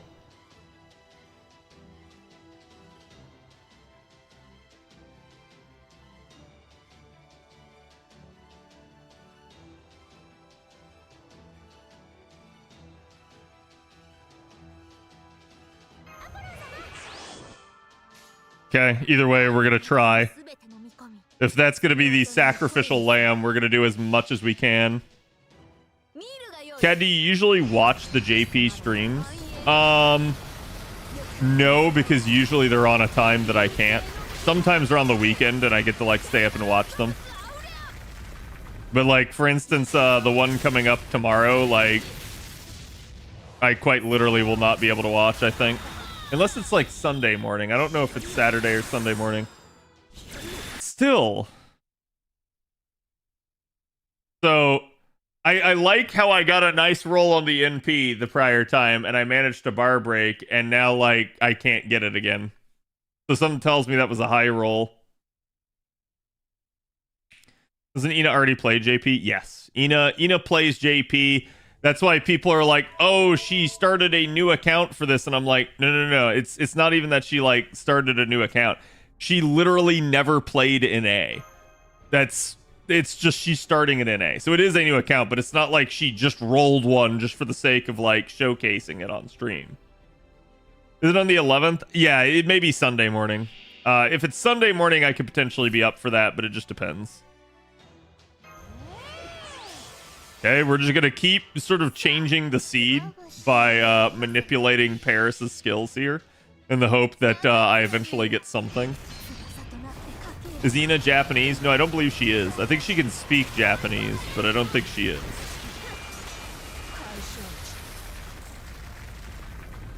$2:30 EST. Okay. Yeah, that ain't breaking. Oh, it did. Holy crap. 50k extra attack. Let's go. Mighty Chain. Awesome.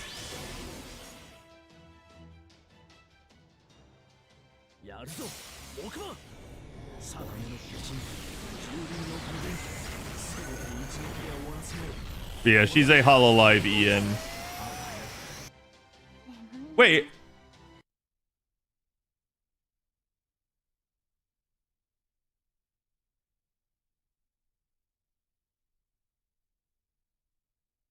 Huh?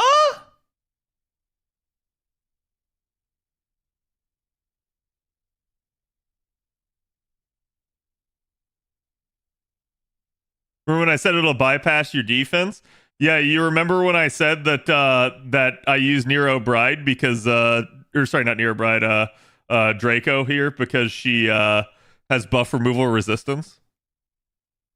I think it's I think it basically something failed there. Like the buff removal resistance didn't land because of that negative effect. We told you he bypasses everything. No, chat. You don't get it. I have buff removal resistance. It does not matter. He cannot remove it.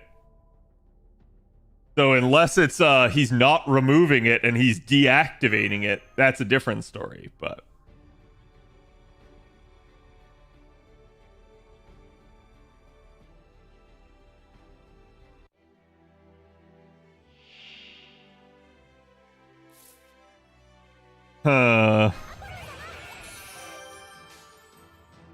good luck, Cat. Yeah, this is already pretty cancerous. The resistance isn't resistancing. If it doesn't work here, I'm gonna have to double check.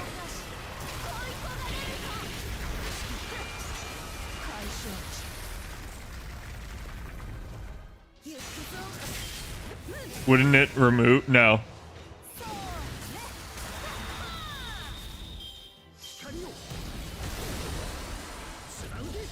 So we still didn't break.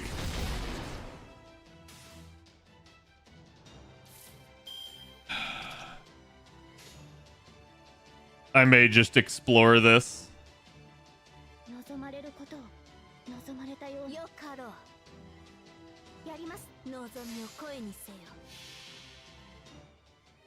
それはいつか来る兆しの星。誰に呼ばれるまでもなく、あなたは星をかざすでしょう。アラウンドカリバーン。やっ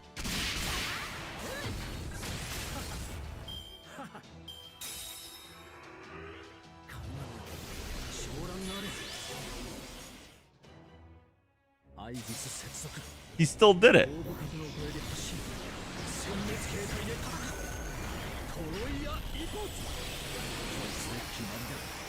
うやだ。ごめんなさい。やっぱり私じゃここまで。 Yeah, see, that's a non-starter. Like, I physically can't do that.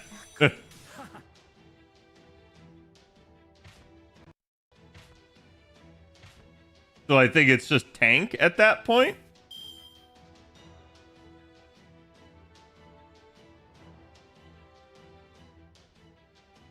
Let me go look at this.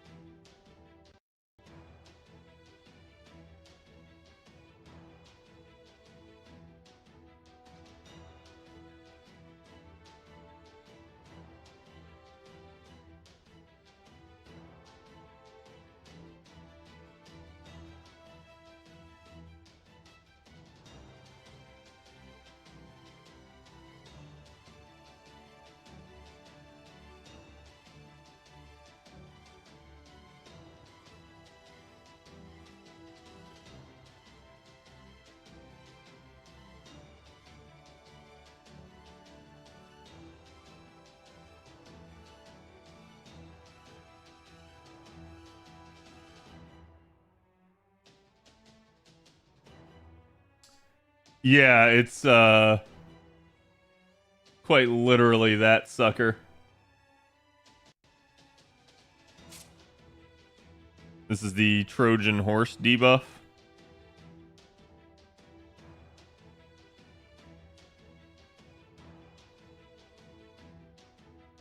Which apparently removes buffs every turn.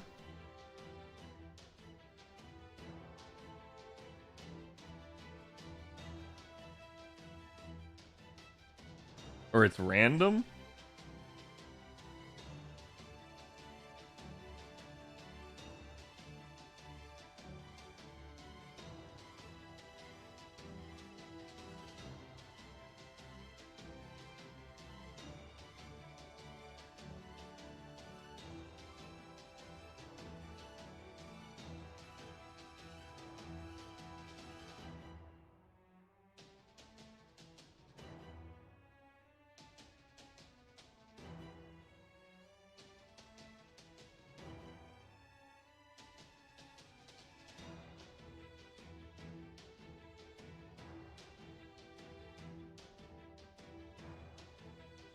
Yeah, so literally it just says use debuff removal and ignore the fucking gimmick.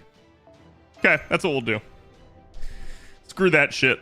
If my Castoria is gonna die anyways, I don't care. Hey, I recognize this art? I bet you do. Welcome back, Bob.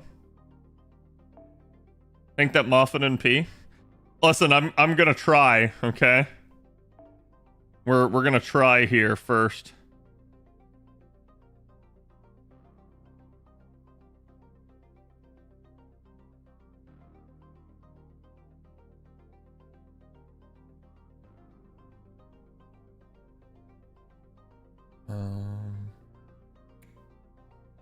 Hold on, chat.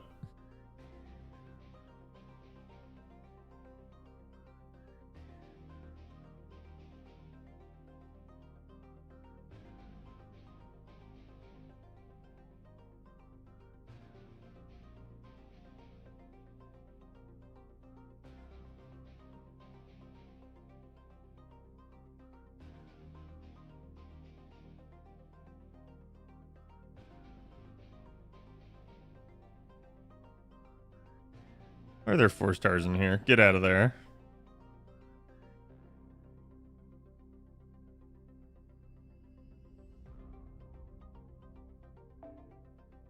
That's not starting charge. It'd have to be catches the carp, I think, for that.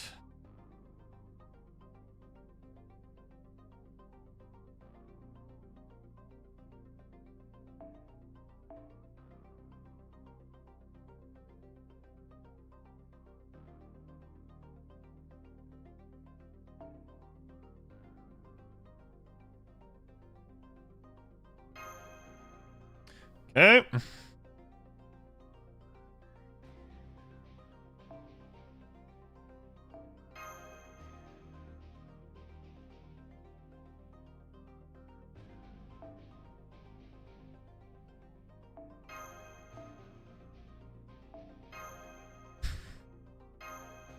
There you go, chat.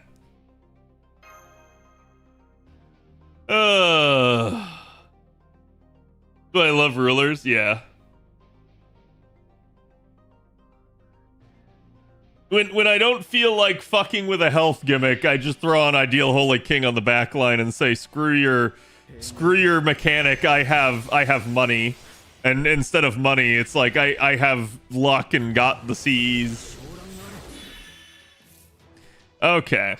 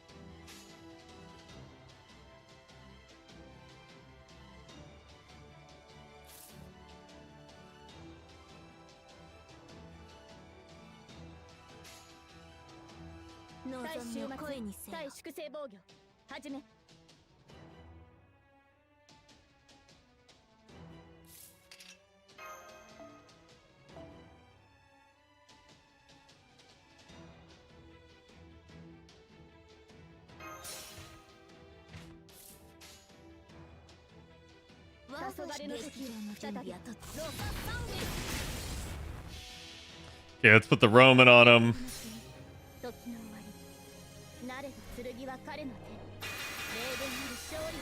Shrek is arriving, yeah.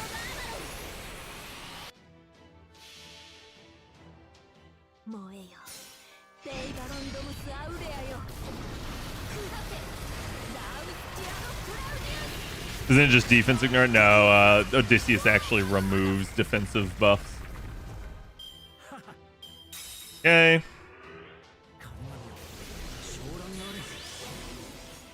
Why did that not cleanse?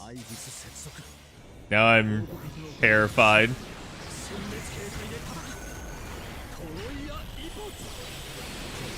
Well, that still went through.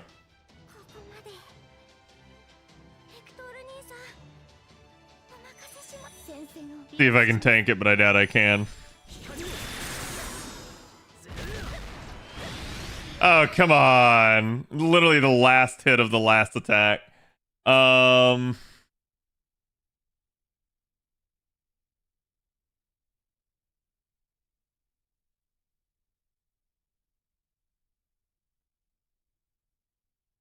Yeah, I think I have to tank the NP. That's so dumb.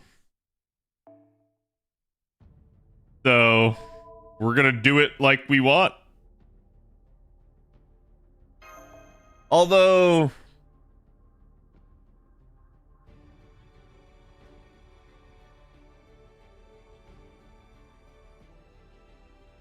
I need to be careful with this.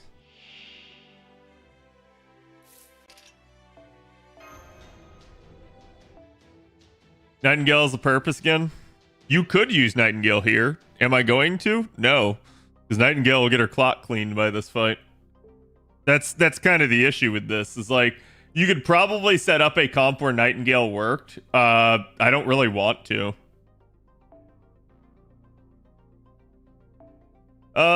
Actually... hate to ask this, but has anyone got an MLB Prisma? That would be ideal. Deontay's got a non-MLB one.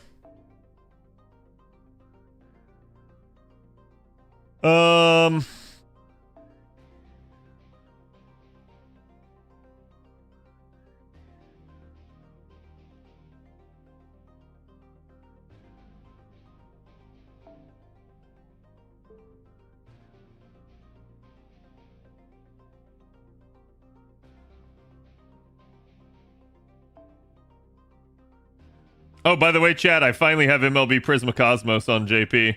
Finally. It happened.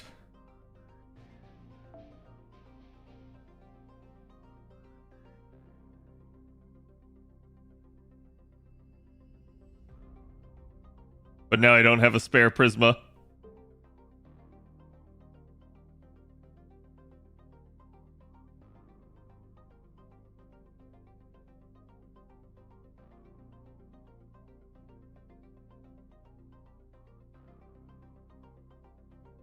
I should be able to do this, actually. That's what we'll go with.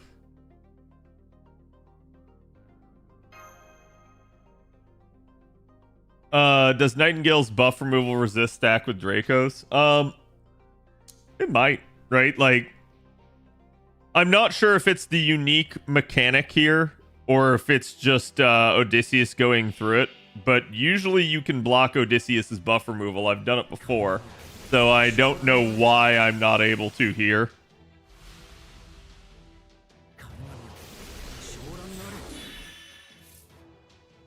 Okay.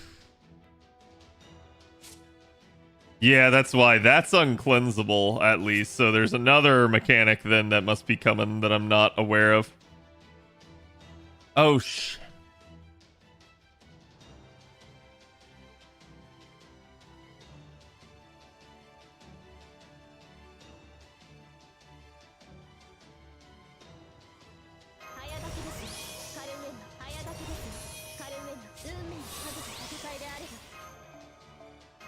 Has to go that way.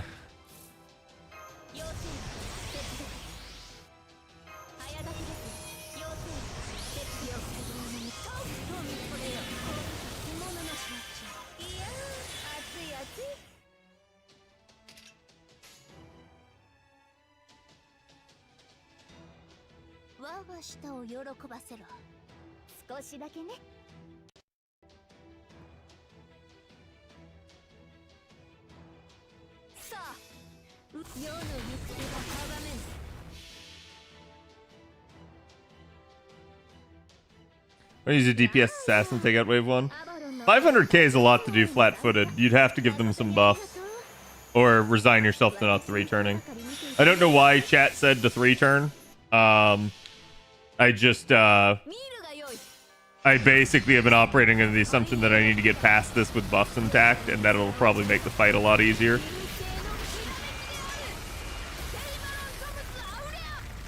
Okay.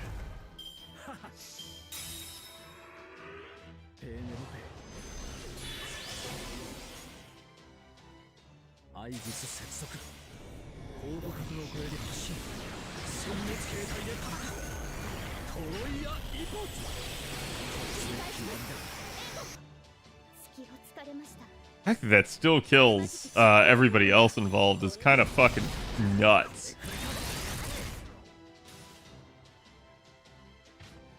Best way to farm mana prisms? Usually it's don't. It's just get them from events and stuff. Basically it's do your dailies every day is the easiest way to get them. From there, once you've exhausted that, silver embers, but you have to be pretty desperate to do that. And the reason you do silver is because silver give the same yield as gold and burning gold, and you don't really want to burn gold. But there's not really an easy way to do it. Yeah, it's basically farm a lotto, right? Like, lotto is the best resort. Usually you want to get it by virtue of an event, and that has a tendency to work.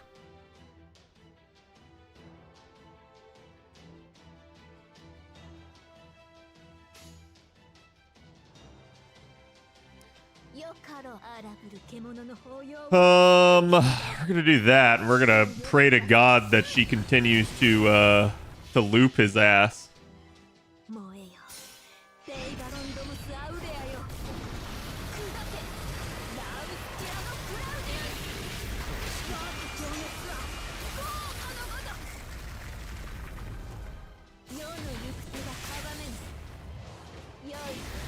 Easy bar break.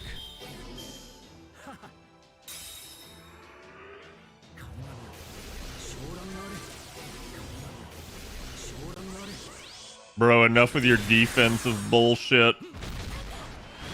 Yeah, kill Paris. The hell is that?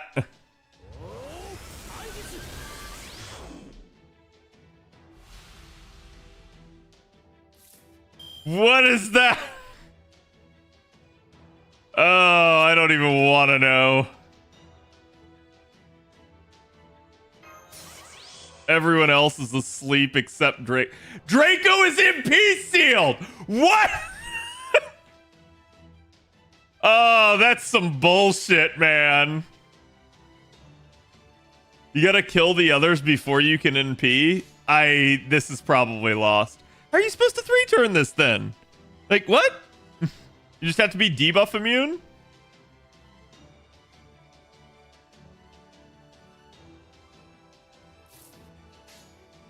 You don't have to kill them to finish the quest? I mean, I hear what you're saying, but like, beginning to seem like I do.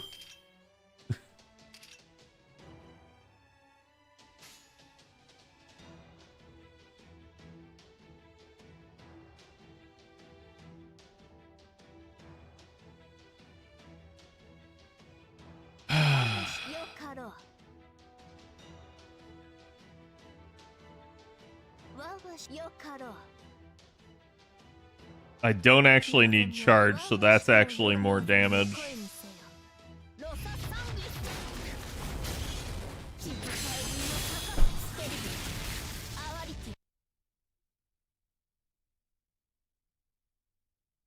Bro, I hate mechanics like this. Supposed to be a slugfest.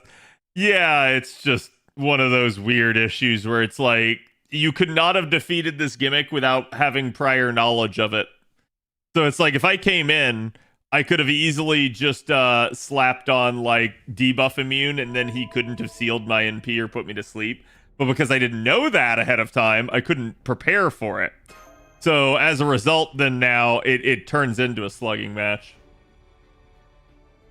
It's really the 90 plus plus the CQs. It's really not that bad. It really isn't. I don't think there's any need to like 3-turn it in that regard.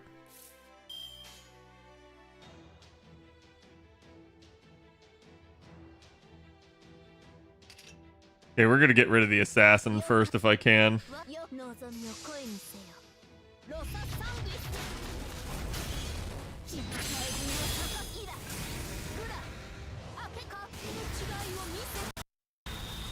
Good kill.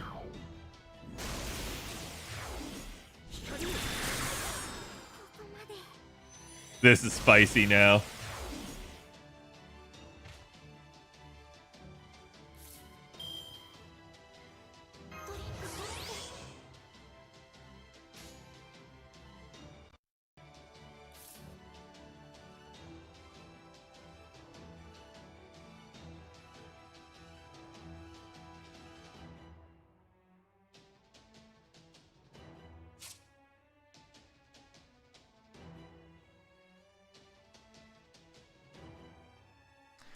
Chat, what's this? It's activating in a turn, or it falls off in a turn. Is Camelot noticeably more difficult than previous singularities, or is it just specific bosses? You'll literally find out with the very first enemy in Camelot. It's definitely specific bosses, but Camelot is a little bit of a wake up for people that haven't gotten it. Turn end defense down. Okay, thank you, Trubs. Appreciate that.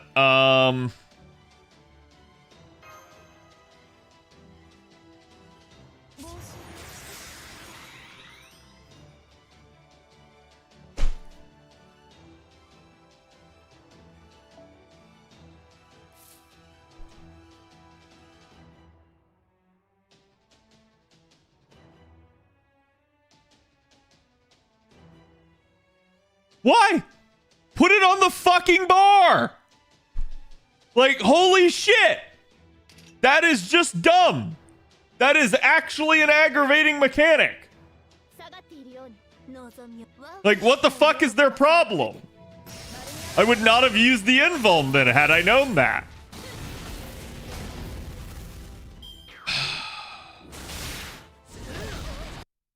Wait, I actually want to invert that. Oh, I'll kill him. He only lived with about 1,000 there. If I invert it, he'll probably die from the burn.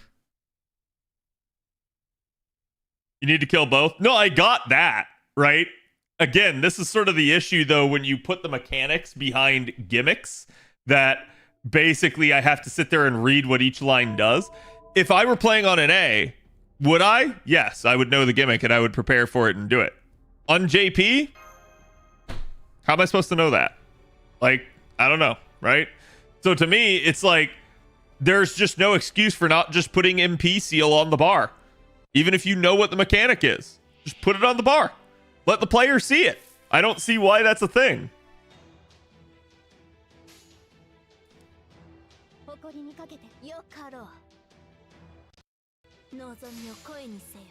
We're gonna invert that. There we go. Are you... How did it do less damage?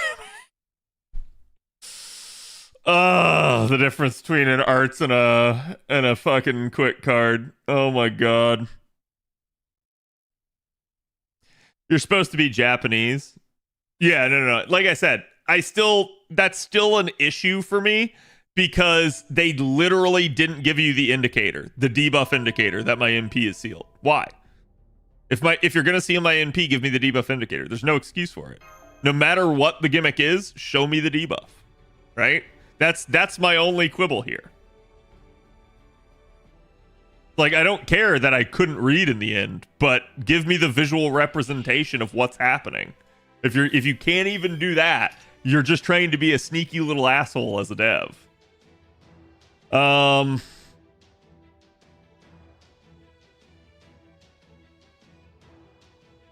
Yeah, I don't think there's anything I can do about this. I think I just have to eat this. Because putting Castoria's card deeper into the chain isn't going to help anything.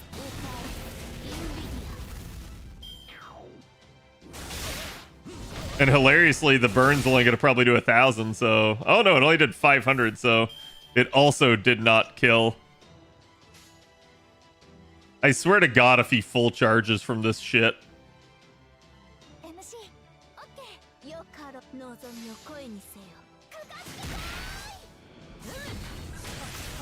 I may taunt with Mash. Because I get the feeling he's going to obliterate me here. Or I don't need to taunt with Mash because he just hit Mash. Like, what? So the problem is, this is very much kill or be killed.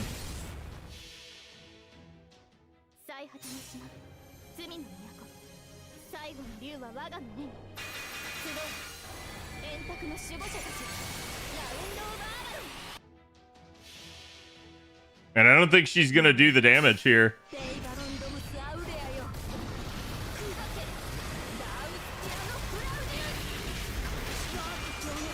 She did not.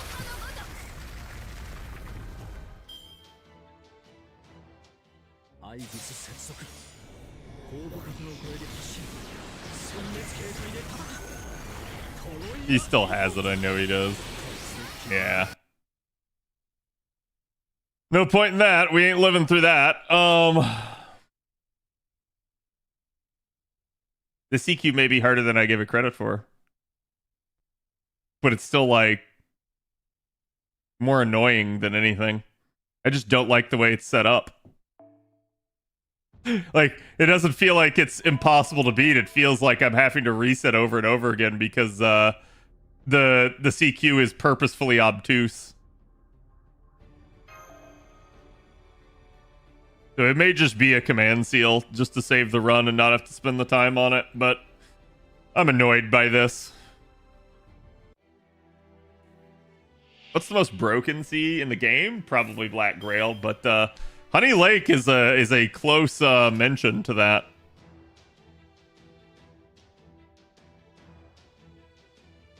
Would you say your deal call is like Epic of Remnant? We don't really know at the current moment in time.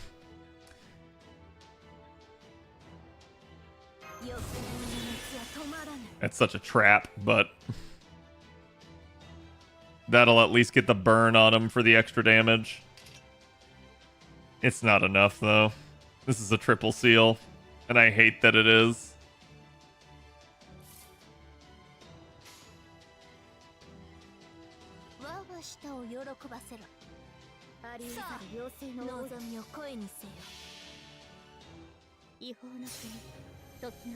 This gives me the Buster card second, but like we left him with 192k. It's the Buster card's gonna maybe, if I'm lucky, deal like 20, 30k. It'll probably deal 30, maybe a little bit more because the caster MP.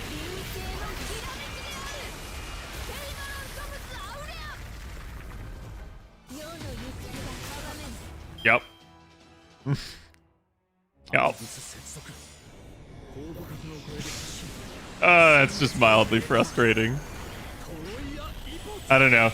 Like I said, this is one of those times, though, too, where it's like, I have no qualms about using command seals on JP. In A, I don't like to use them. JP is what it is. If I even can use the seals.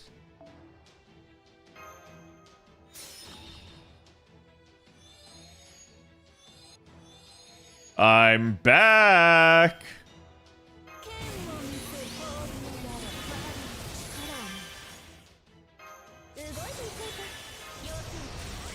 Jet, I don't have to do these things, but I will because I can. What if you had a servant to inflict NP damage down like Melt? I mean, yeah, you can try to tank through it. I think the issue at play is a lot of the supports are still casters.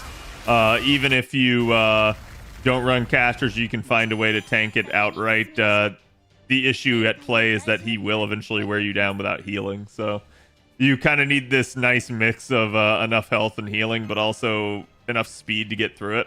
I think I could have done it, but whoever rotated in on the back line needed to provide needed to provide me with debuff immunity.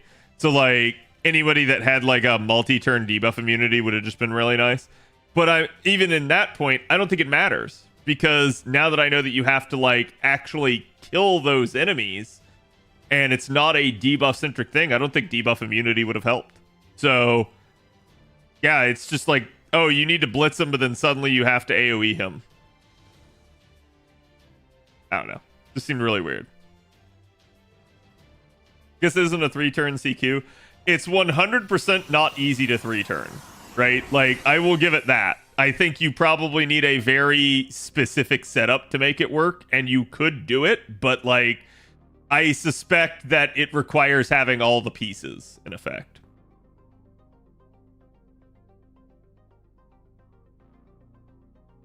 He also has skill and NP seals. Sure, but that how are you getting around the final bar there? If you break bar 2, oh, it cancels him summoning the ads. Would have been nice to know. Thank you. Thank you for telling me that, Strom, after I completed it. Thank you. I can only blame myself for not looking this up. I know better than to rely on chat, and I shouldn't have. I literally should have just the very first thing been like, oh, hey, okay, what's this about? And like gone over to app media. Yeah, every time I blind CQ on JP, it has a tendency to bite me in the ass.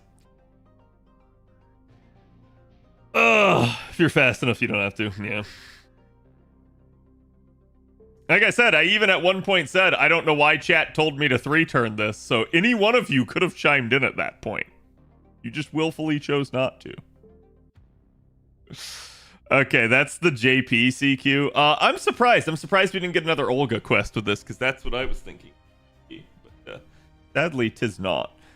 We also, I don't believe, got anything in the way of being able to unlock more of the class score. Yo, Cad, you got Pope? I do got Pope. You got Pope?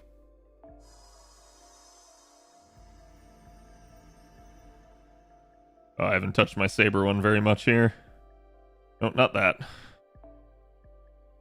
Is it that? Yeah. Yeah, so they still have not given us another one of the actual true end unlockers, chat. Like, I've seen people be like, oh my god, we got more unlockers, chat. These don't matter. Okay? There's only two things that matter. One, this. And two, this. You ain't gonna run out of either of these before you run out of this. And you ain't gonna reach the end regardless of what you have if you don't have this. Those are the two actual resource gates in class score. And I find it really stupid in that regard that they seem to be just actually like, and this is chat, this is the other reason why they can't actually design the game around you having class score. They haven't given you the means by which to fully take advantage of it. They're gating it. So until they actually give it to you, I don't know what they wanted you to do, right? In P2 Pope won multi 2 days ago. Nice. I think someone did say something but was ignored, but hey, listen, if they did and I clearly didn't see it, then maybe make me more aware, right? Feel free to at me. I know other streamers get annoyed by getting added. I only get annoyed if I get added like repeatedly by somebody for like innocuous statements that don't actually require my attention. I don't really get upset if someone's like trying to bring something to my attention, right? Maybe buy the other nodes. You can buy the other nodes. At the end of the day, though, it's not really doing much. Like you'll basically just run out of the Stardust. Because, like, chat, I have not missed a single Stardust. A single. I have done every Storm Pod that we have received on JP. So, with that in mind, it's very easy to run out. Considering what you're seeing here is I'm currently sitting on about 7,000, and I basically have started partway through Saber here. I have done the two branches of Lancer, okay? And what I mean when I say the two branches, the important branches in every tree usually are the ones that require that unlock thing that I showed you. So it's like, yeah, I've come all the way up here. I've basically gotten to the NP damage one right here. Sorry, NP damage one right here. The other branch gets you extra attack up, which can be nice, but it's, to me, not nearly as important. It definitely depends on the unit, but... So, like, I've already gotten that with Lancer. I think I've done the Berserker one, at least partially. Yeah, the Berserker one is literally done to the same way as Lancer. It's just waiting on the unlocks. And did I do the extra class one? No, I haven't touched the extra class one yet. I think that's my next to do. It's either gonna be that or it's gonna be Saber. So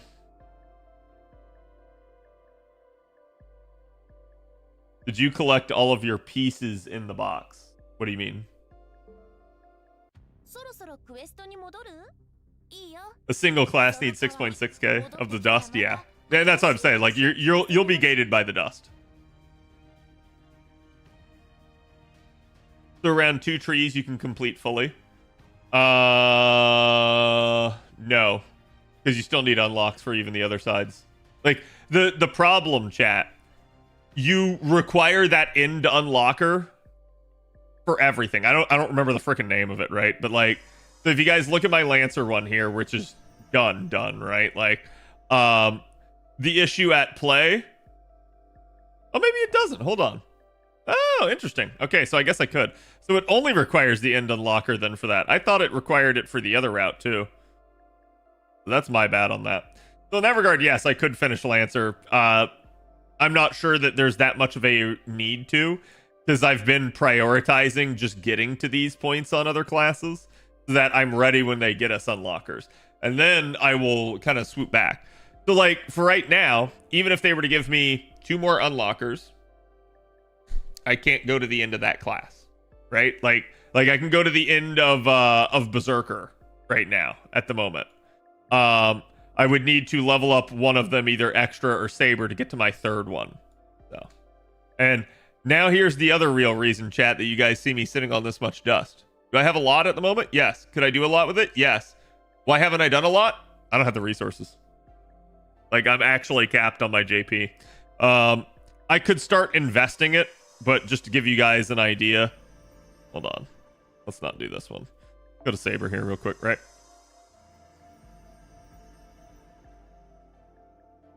So, basically to do this next one, for instance, you can see it's going to take this out of me. It's going to take 50 dust as well. So, like, and QP on top of that, just for one node, right?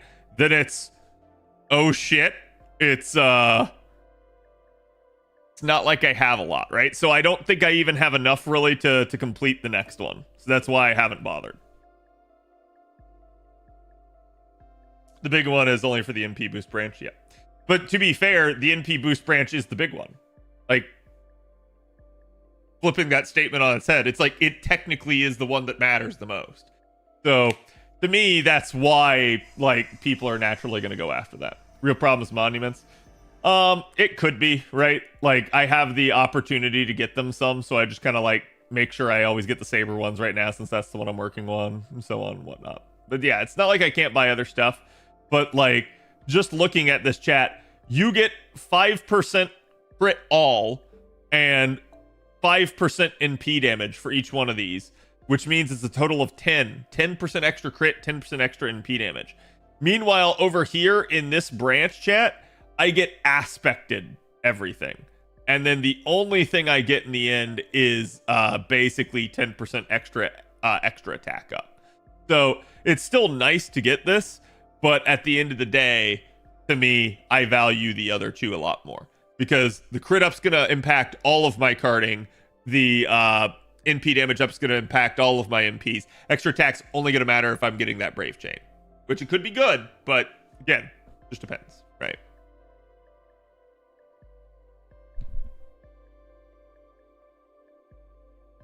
Pieces aren't bad, monuments are a bitch. Like I said, it's just a case of if you're prepared for this ahead of time on an A because you're an old school player, you'll be fine. You guys know it's coming. You have time to work on it. So to me, I think you're going to run into one of various other bottlenecks. And even if you're bottlenecked by nothing, you'll be bottlenecked by the game itself. Like, the game will just not hand out the unlocks. We literally, chat, have only ever had 2. And they were not given out at the same time. It was 1 each. So, like, in that regard, like I said, they're just gating the shit out of us, so I don't know what they want us to do. I've seen guys buying monuments with pure prisms. Yeah, I mean, and in a weird standpoint, if that's like all you actually need to use your pure prisms on, go for it. I just don't necessarily advise it, and I would tell you all to just wait until you get to that point. Because the other thing that I think a lot of people have a weird take on is pure prisms. People just seem to think that pure prisms are like this infinite shop that they're going to keep expanding. And I'm like, I mean, they might in the future, but there's no guarantee of that. And you have a finite number of pure prisms. You only get more pure prisms basically as the game gets more story. You can get them from leveling up the welfares and stuff like that, but it's like, no, sorry, the welfares are rare prisms. I think it's pure prisms for each unit you level. But so even then, that is still a finite amount. You will not get more than that amount. So yeah, I don't quite understand why people just kind of jump the gun like that. Seems like someone's got a bit of PoE in your FGO. It reminds me a lot of the Sphere Grid, a little bit in that regard, yeah. Everyone gives you 3. I'm aware. Here's the issue with this, chat. It doesn't matter how much you get in the game. There's still, even if you got everything, only so many resources in the Pure Prism shop. So it's until they decide to expand that, or until they decide to make Pure Prism some sort of farmable thing, you're not. You need to be careful with how you use it. They're a limited resource.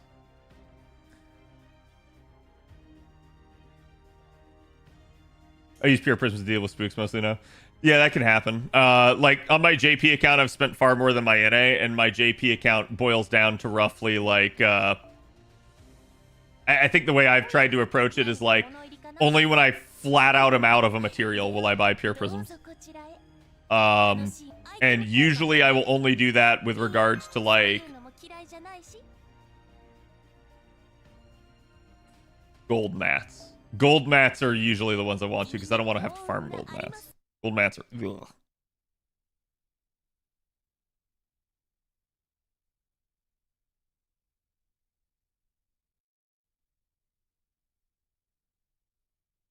Also not sure if or when I ever will. Yeah.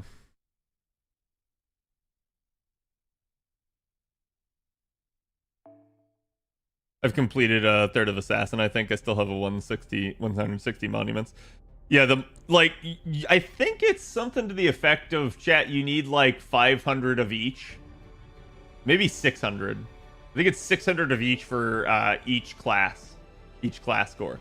But then the problem with this is then there's the extra class scores, and we have no idea really how the other ones are going to shape up.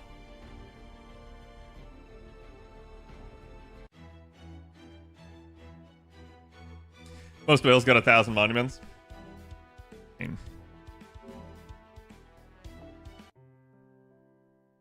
Like I said, my NA does not care.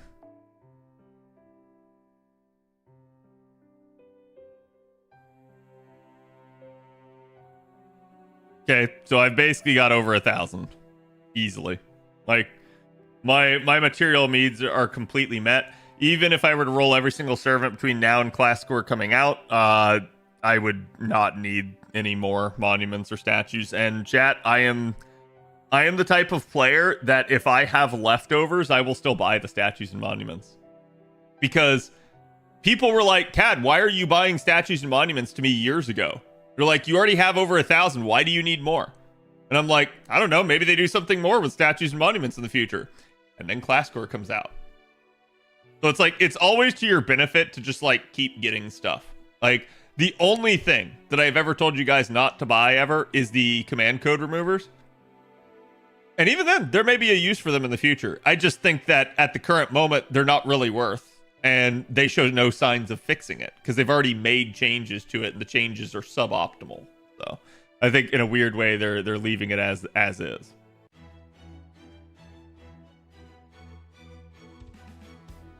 Place 2 enemies the same bond as the Helena quest plus granted gold mat. Yeah, I've been actually doing it myself. Like I said, to me, and this is why I tell you guys, like, I don't care too much about like doing quote unquote bond farming. Everyone makes way too big of a deal out of bond, chat. Just take your bond Cs and go do your nodes. Like, go farm whatever it is that you need to farm and take your bond Cs in. You don't have to like specifically go achieve bond farming. Just do it. Do your normal course of farming and use bond seeds. That's it. Like, because the thing that's going to gate you in this game is ascension materials more than anything. You will just never finish because that's the dev's entire goal, is to make it so that you can't. The second you think you're done, they're going to add another one to make sure you have something more to do. So that is kind of why they try. No downside to having more mats? Yeah. Okay, chat, we got the CQ on NA to do now. Hopefully this one's a little bit easier for me. High difficulty Eclipse. The Lancer and an alter ego. This is Ku and Bazette. Someone was telling me about this before. You can't target Bazette or something like that.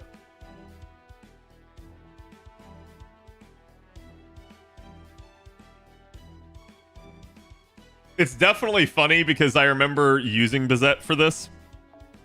And like one of the issues at play is that you can't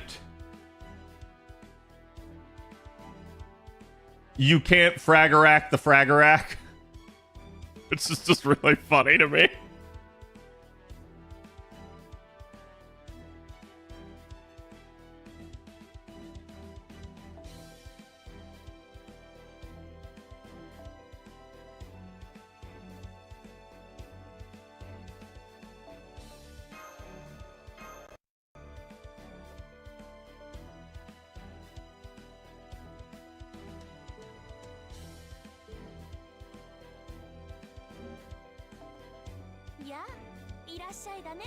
Fraggle Rocking Fraggle Rock would be insane, indeed. I'm gonna do the exact same tactic here, chat.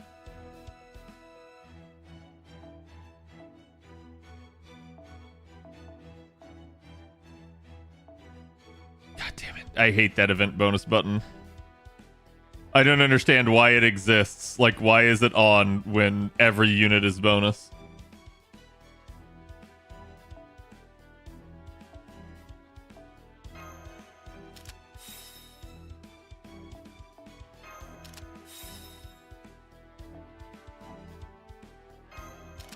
I countered her counters. Well, you can't counter her counters. But you can, like, just both pop your NPs, right? Like, there's nothing stopping that.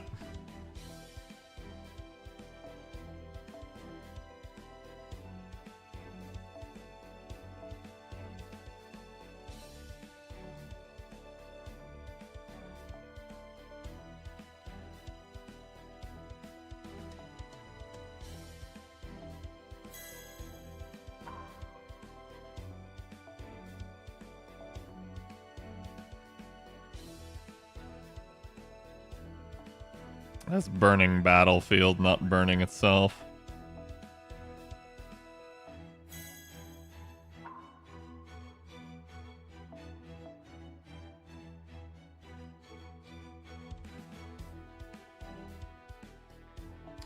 Do we have the...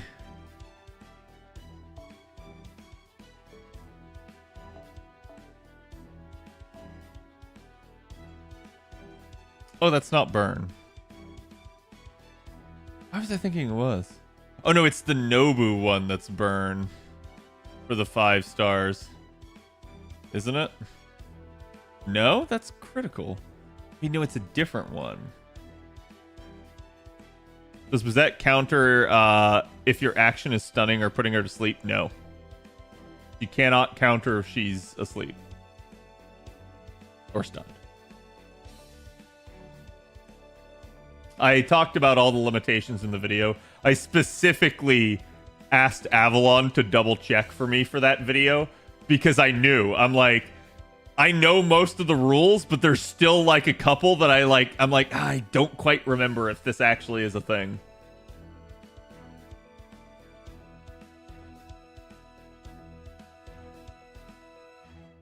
Yeah, sorry. It's the Consort of the Sun one, which is Cha-Cha. Which I don't think we have the Cha-Cha one yet. Yeah, we do not.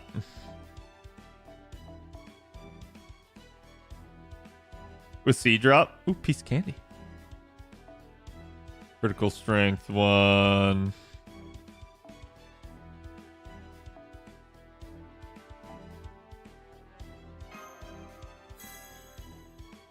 Do we have 5 burn command codes on today? Is there one I'm forgetting?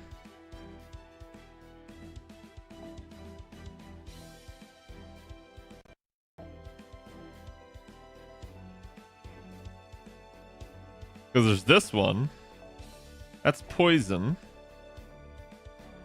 We're getting the 5th with Gouda? Okay.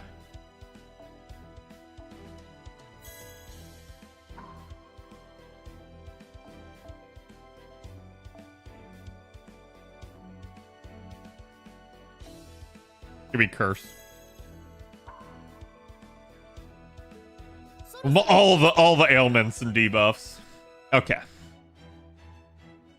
You can filter. That's true. I always forget the filters there. I need someone in chat to, like, as I'm going in, like, tell me then. Never, like, after I've already done most of the work. Because I am just always forgetful that filters exist in this game. I'm so used to doing it the, like, old school way.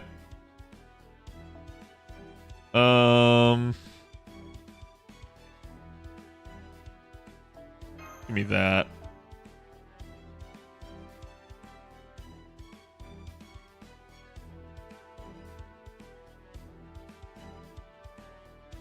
Give me that.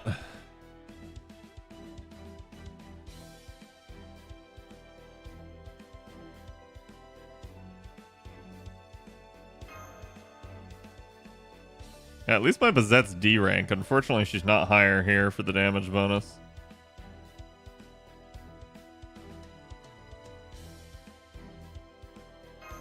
Gacha C's with Gouda 7. Okay, good.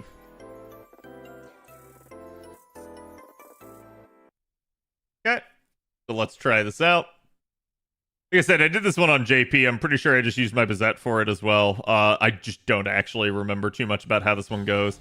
Naturally, it's got coup, so I know I'm going to be dealing with a bunch of dodge. That's why I sold out immediately to Honey Lake, just so I don't have to deal with that. Yeah, there you go. So there's his taunt. Interestingly enough, I believe Fragarak will ignore the taunt, I think. But I'm not entirely certain on that.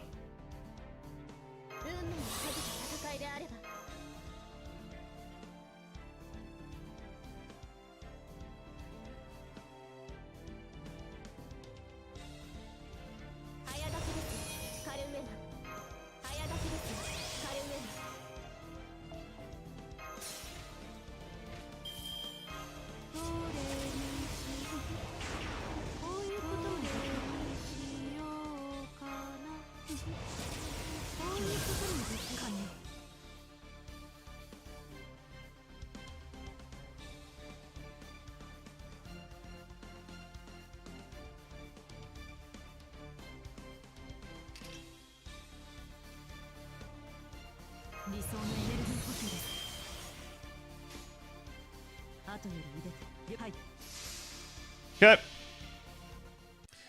11 minutes for the Ina for the concerned. Yeah. We should be able to get through this in that time.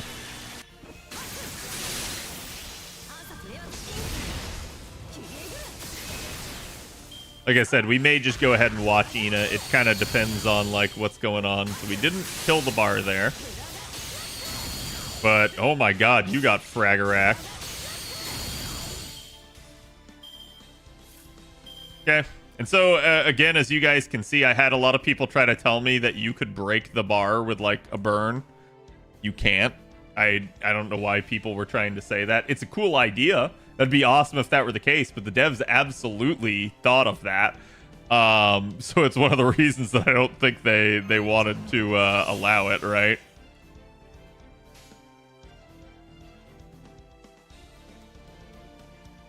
Wait, is he still taunting? Yes. Unfortunate.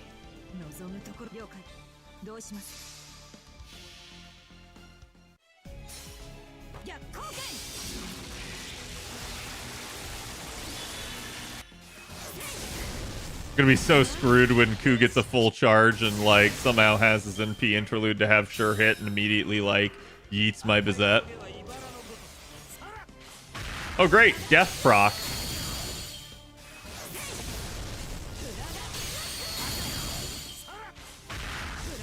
Oh, that's annoying. You can't do anything to her seal designation. Or basically anything to her break bar.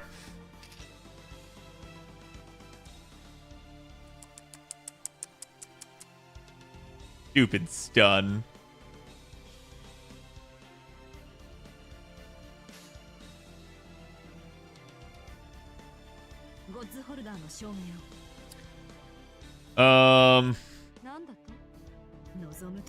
Probably gonna do it like that.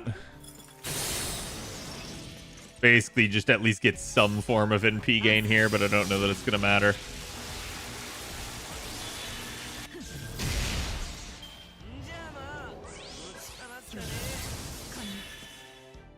Oh! He does have the sure hit. Wow! Wow! Holy hell! Oh, what was that?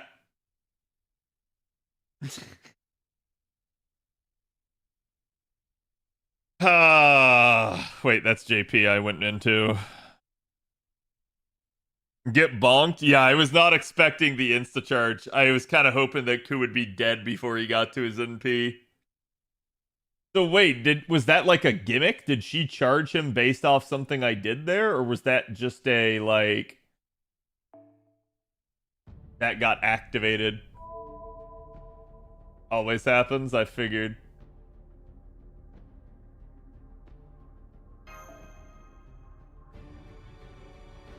He charges him as a skill. Okay, so if it's as a skill, then it's RNG and I can get around it.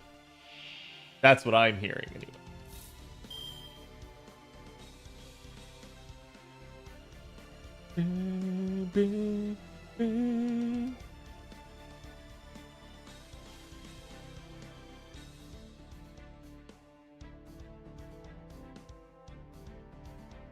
Okay.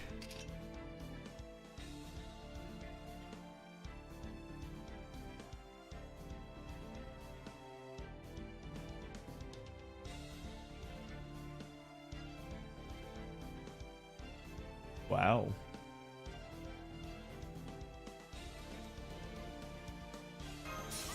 My last turn of all the buffs, so I may as well go for it. I want to save the Scotty NP if I can.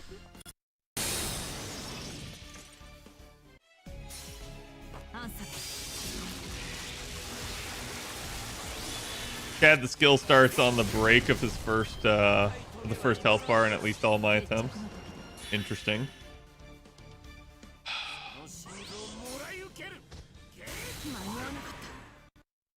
So I need to just not use Fragarak here. That's dumb. And that definitely means one of the Scotties is going down. Because he's going to get sure hit no matter what. Which is stupid. But it is what it is.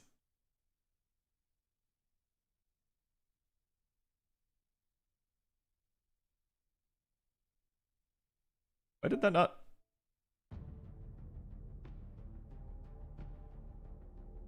Yeah, and this also means it's the upgraded version of his NP.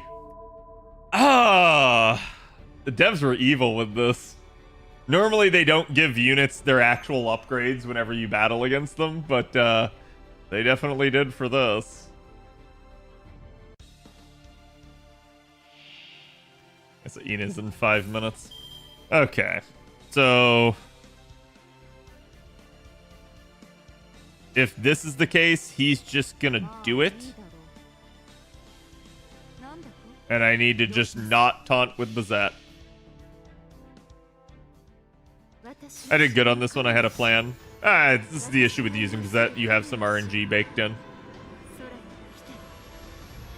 But it honestly, it kind of makes it fun, right? Like, I know I'm scuffing here to go back, but it's like, it's kind of fun still to like tinker with the fight.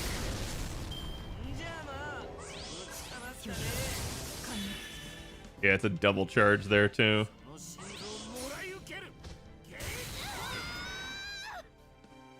How dare you kill my Skadoodle?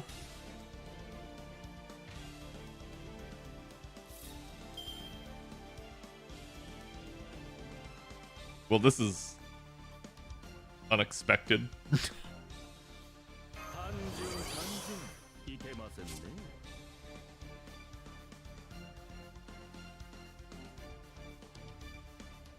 Okay, 3 left.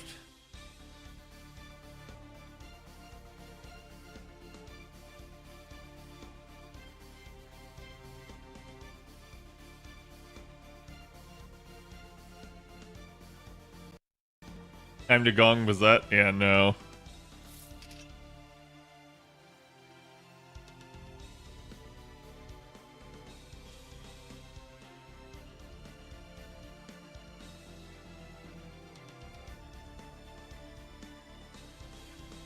Not this turn that it needs to happen. It's the next turn.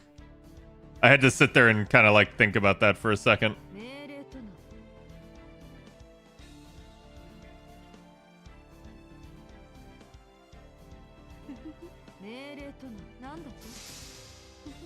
We're gonna do that. That should get rid of his dodge. And get me some charge and damage.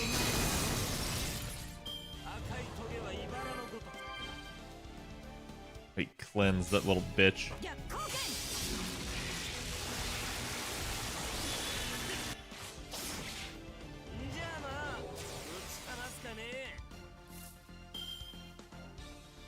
Okay, so coup is deactivated, so now we must...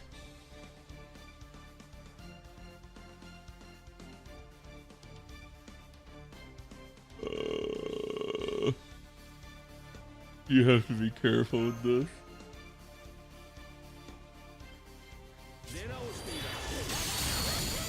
Yeah, that's what I was waiting on.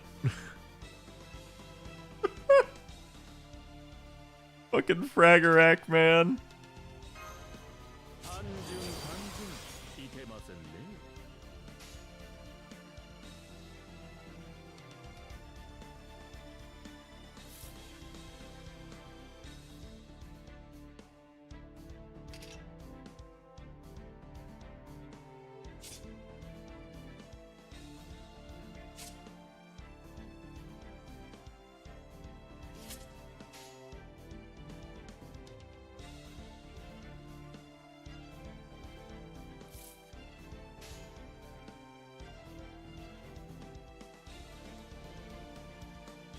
どうします？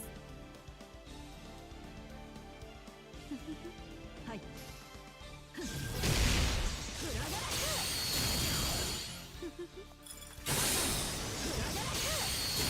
Oh, Jesus. Come on, man. I thought for sure with the triple defense there that would have been enough. But no. Holy shit. Yeah, so I can't taunt or Fragerax, which is the one interaction I was unsure of as to how it would work. But oof. Oof.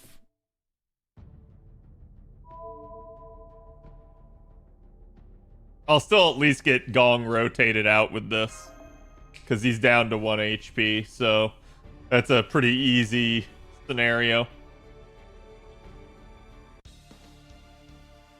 But what do you think of the Oberon banner spook? I had already known about it. If you guys remember when I was recording the upcoming event guide, I said that there was a surprise coming for Ine. There was a thing. It's evil, right? Like it helps people that don't have Oberon, but it's absolutely like malicious of the devs to do this because they know that like people have like I think the majority of players have probably rolled in the past like month or two here and probably don't have a lot of courts. So that's why they did it, because they knew they would get people to spend money. And furthermore, it also like makes it harder for people to save going deeper into the year. So I think that's why they did it. Got EMP for the evade. That's what I'm kind of like thinking. Because at this point,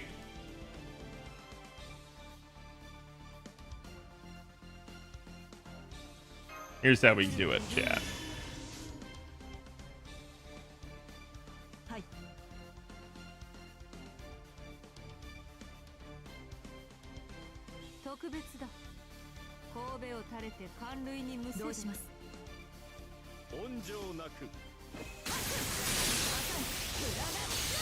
Okay, there goes the evade. Now I re-up the evade, and now I get her to Fragerack Shin-Gong instead.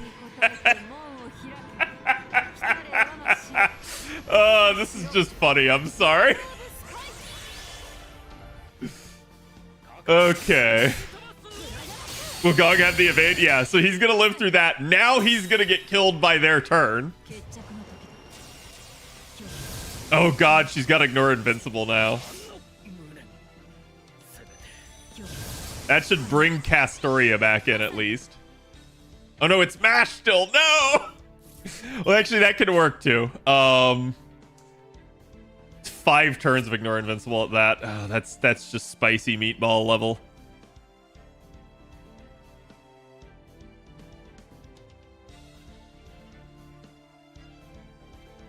Yeah, that also means it's going right through Bazette's actual dodge there.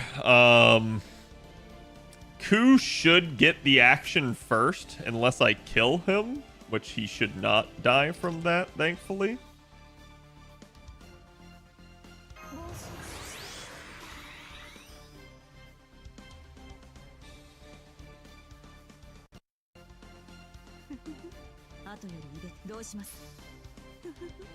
Is this the Ku Cullen song, chat? Yeah.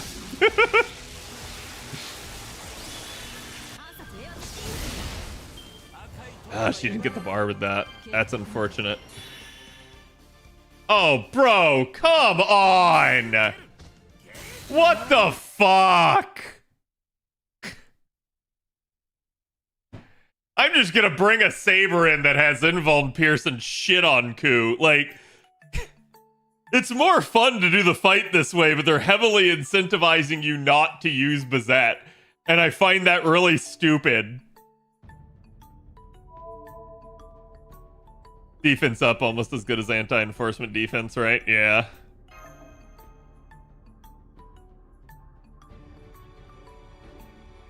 Muramasa and Ibuki work wonders. Yeah, it's like, it's just really stupid that you're highly incentivized to just take an AoE saber and shit on them.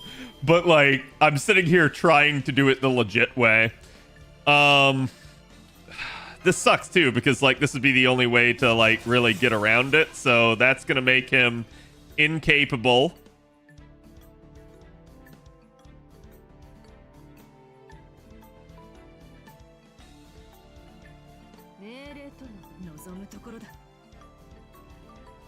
It won't be enough to pop, so we'll still do it the same way.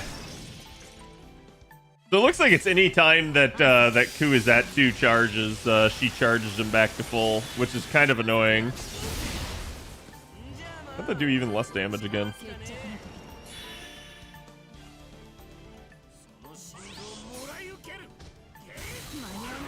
You hit nothing.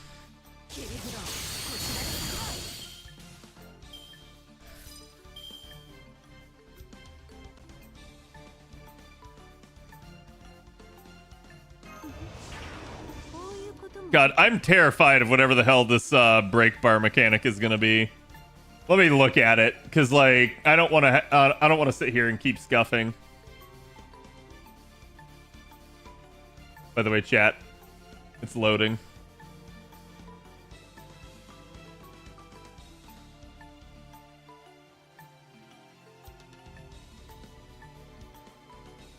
It's guts. Of course, it's guts. Okay, as long as it's just guts and nothing else.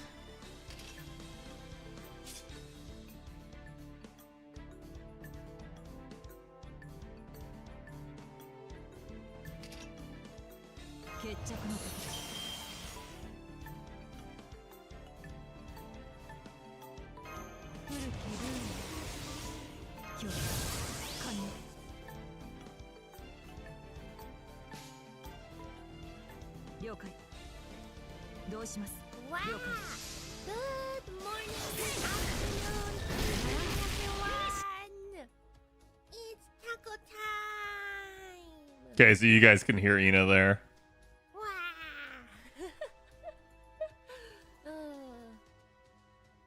How's everyone doing today? That's a lot of AP, I know. It's what happens when you play through a lot of story and not a lot of the farming events. She's got 2,000 AP. Wow. Okay. Hello and hi. Is it just a one times guts? It's 3 guts. Holy hell. Finished my dinner, breakfast. Can't be sure. I slept a little late, isn't early late today, so yeah. You know, Spicy no matter how I do this. Why is the stream at this hour? Is because our wonderful sponsors, FTO, requested it. Only 25k revive, yeah. I mean, it's enough that you need a good like card or crit though. Oh. I maybe should not have popped the buffs early. Hello. I am fine. I am awake. I am. Okay, so now she Fraggerax.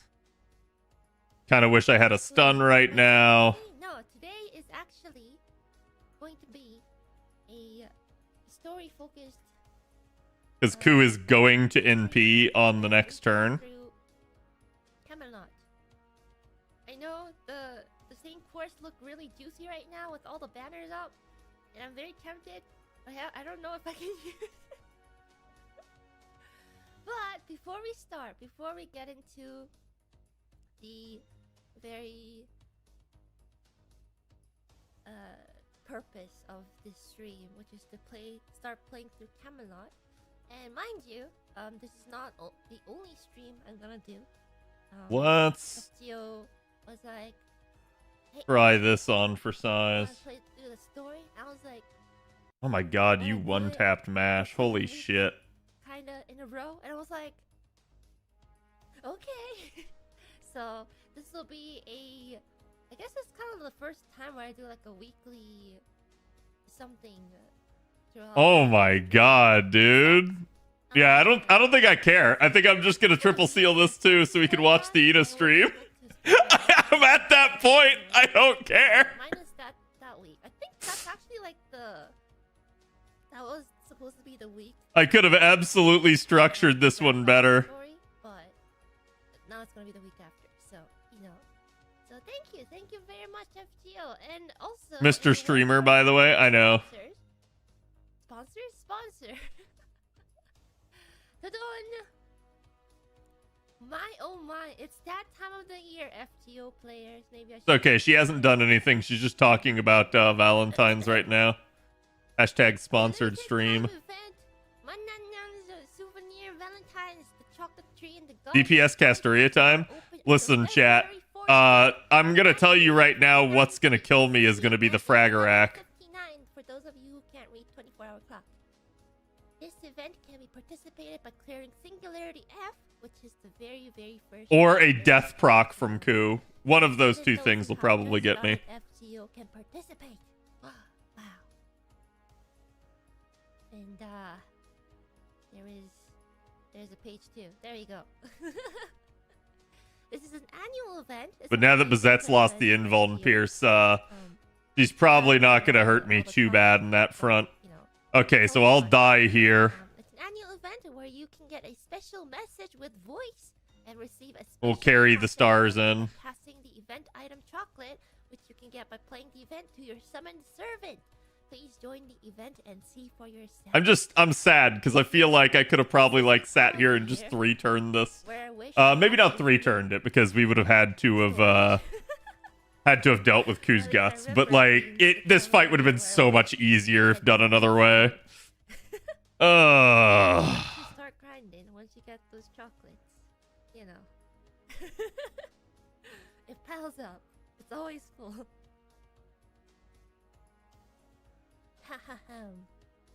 And also, not to forget, a new servant, 5-star SSR, Manananananan. Oh my goodness, what I think I saw someone solo it with Guts Chizumu too. Yeah, I believe it. MacLear, aka Bazette, is now available. Bazette, not Baguette, is now available in a limited time summon. Don't miss out on this one too. Oh. Lovely. And those of you who are, I guess, more familiar with the He cleanse, that's annoying, so now I don't get the extra damage. He keeps spamming that cleanse, and it totally fucks me because I'm using Fragerack. Check it out. So it's just one less Fragerack attack I get. So you guys saw, I literally only got one attack there. Like the game just actually hard fucked me. Got that memorized.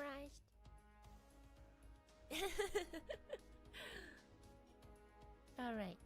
Dun. Where is my water? There it is.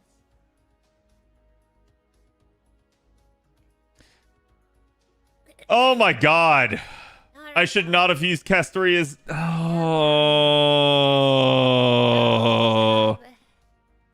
Yeah. I might actually lose this. I might actually lose this because I totally like gamed myself here. Since Like Ku actually needs to die. Or I need a command seal. I played through the DP version a lot more. Except that time I can't believe I screwed that up. read as much because I obviously can't read that much Japanese. You know what I did? I used to just, you know, what should I say? Use the image translate function. Wait, Very slow no, what? Why did I do no damage? sometimes, but that's what you gotta do. Why did I do no It damage? works. It really works. Taunt? But yes. That doesn't matter. So I'm quite excited to actually read through all Defense the, up? That's got to be like a hell of a fucking defense up. For Camelot. Maybe there's stuff that I missed. And he's had it the entire time, so no. You never know. Yeah. I swear it said like 130k. No, it definitely didn't. He was still at 77k. Oh wait, I'm sorry. You're right. I was hitting Miss Seal designation enforcer. Okay. Until you decide at once which one you want to get.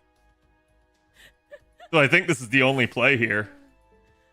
You know, you just never know when you need the exact item, you know, and then you just leave it until the last moment. I'm just doing this to, well, it doesn't matter. It's not going to protect from coup. I guess it protects from the death proc, but that's it, really.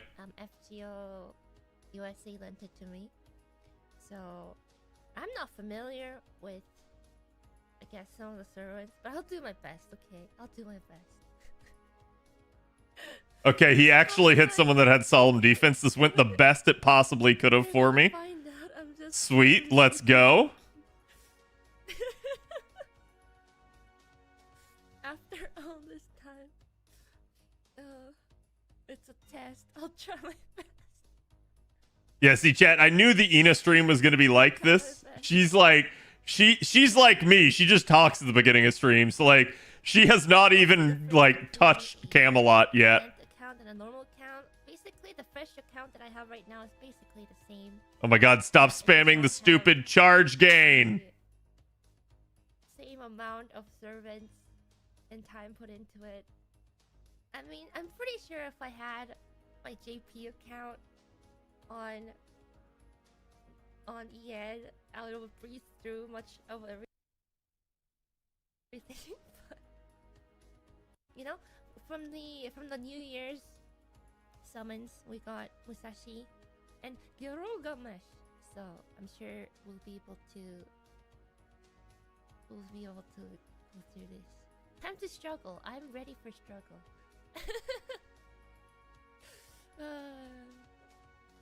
Alright, we're going into Camelot. Are you guys ready?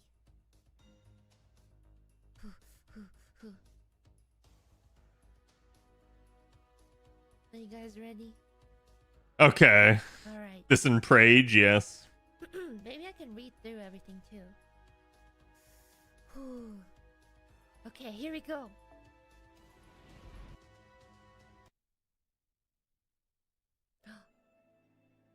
Come on, dodge. Oh, intense music. So that's why I've awakened you. You understand the situation, don't you?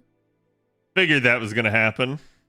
No! Of course I understand. Oh god, I may die. What has become of the world? Dude, fuck! How's the audio, by the way? I totally forgot that Bazette was gonna get an attack. Oh! I can't win right now because all they keep doing is the second I Fragarack that neither of them attacks. They just like do shit to make it so that they don't get countered. Mind, body, Like it's actually getting infuriating. all of which The good news is because it's an NP based thing, like I get to play around with it. And if Fragarack's disadvantageous on this current turn, I don't have to use it.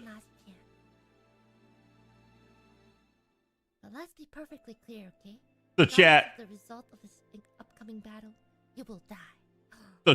like Ina is actually reading story. Ousted from the cycle of reincarnation, your existence. I don't know how long she plans to stream, but how many nodes do you think she gets to? Still strive for the end of your life. Like, how many battles do you think she gets to do on stream? 5? Yeah, like it ain't gonna be a lot. Like, you gotta speed read that shit to get anywhere. Okay, so how many does he have? He still has 2 left. So I need to hit him 3 times. So I have to protect Bazette here. And my mind. This is just friggin' wild. Body and soul. I no longer have any of it left. Not the mind. Nay, that alone shall not be the case. My mind, my will, they remain loyal to the king and his glory. I see. So you've decided to take a stand. Then take this. It's my parting gift to you. The place you will travel to is hypothetical. A place is standing... Custer NP overcharge. I'm thinking about how to handle this, and I'm thinking I don't want to Fragarack this turn, but maybe... You shall face your former allies. You shall face the sin you've committed. Even so, Soredemo! The light in that hand shall never dwindle. Why, you ask? Because.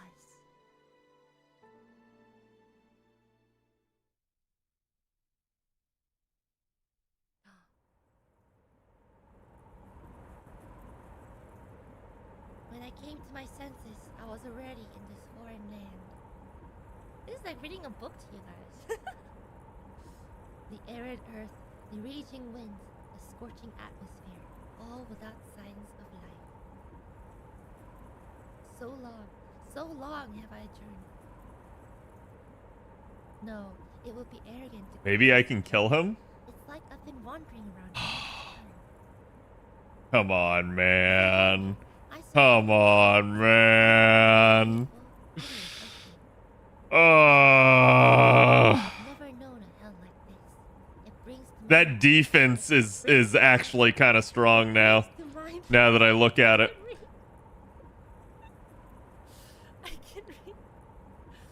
I feel like the CQ isn't selling me on rolling for Bizette. No, this is actually like one of the worst possible CQs you could run into for her. This CQ is anti-Bizette. This is why I really didn't Like, reading out loud. it should actually be selling you that I'm able to do what I can with her in this regard. Because both units have skills that allow them to not trigger Fragarack. And basically the taunting also messes up everything that you're trying to do. So the easy solution to this is just take an AoE into this fight. So the fact that I've actually managed this so far with Bizette's kind of hilarious. But I still fucked it up at one point. So like my Bizette should not be as damaged as she is. You gonna play Last Epic? I'm gonna be honest with you, I'm gonna say I've heard the name, but I don't know the slightest bit about what that is. The familiar soundtrack. I woke up at the same time again today. I checked my temperature. I checked my 5 senses. I said my name out loud, Ina, so I could understand it objectively. It should be resistant, but I've got all the damage bonus. So now I need a 70% crit from Castoria to do like 25k here. It ain't gonna happen.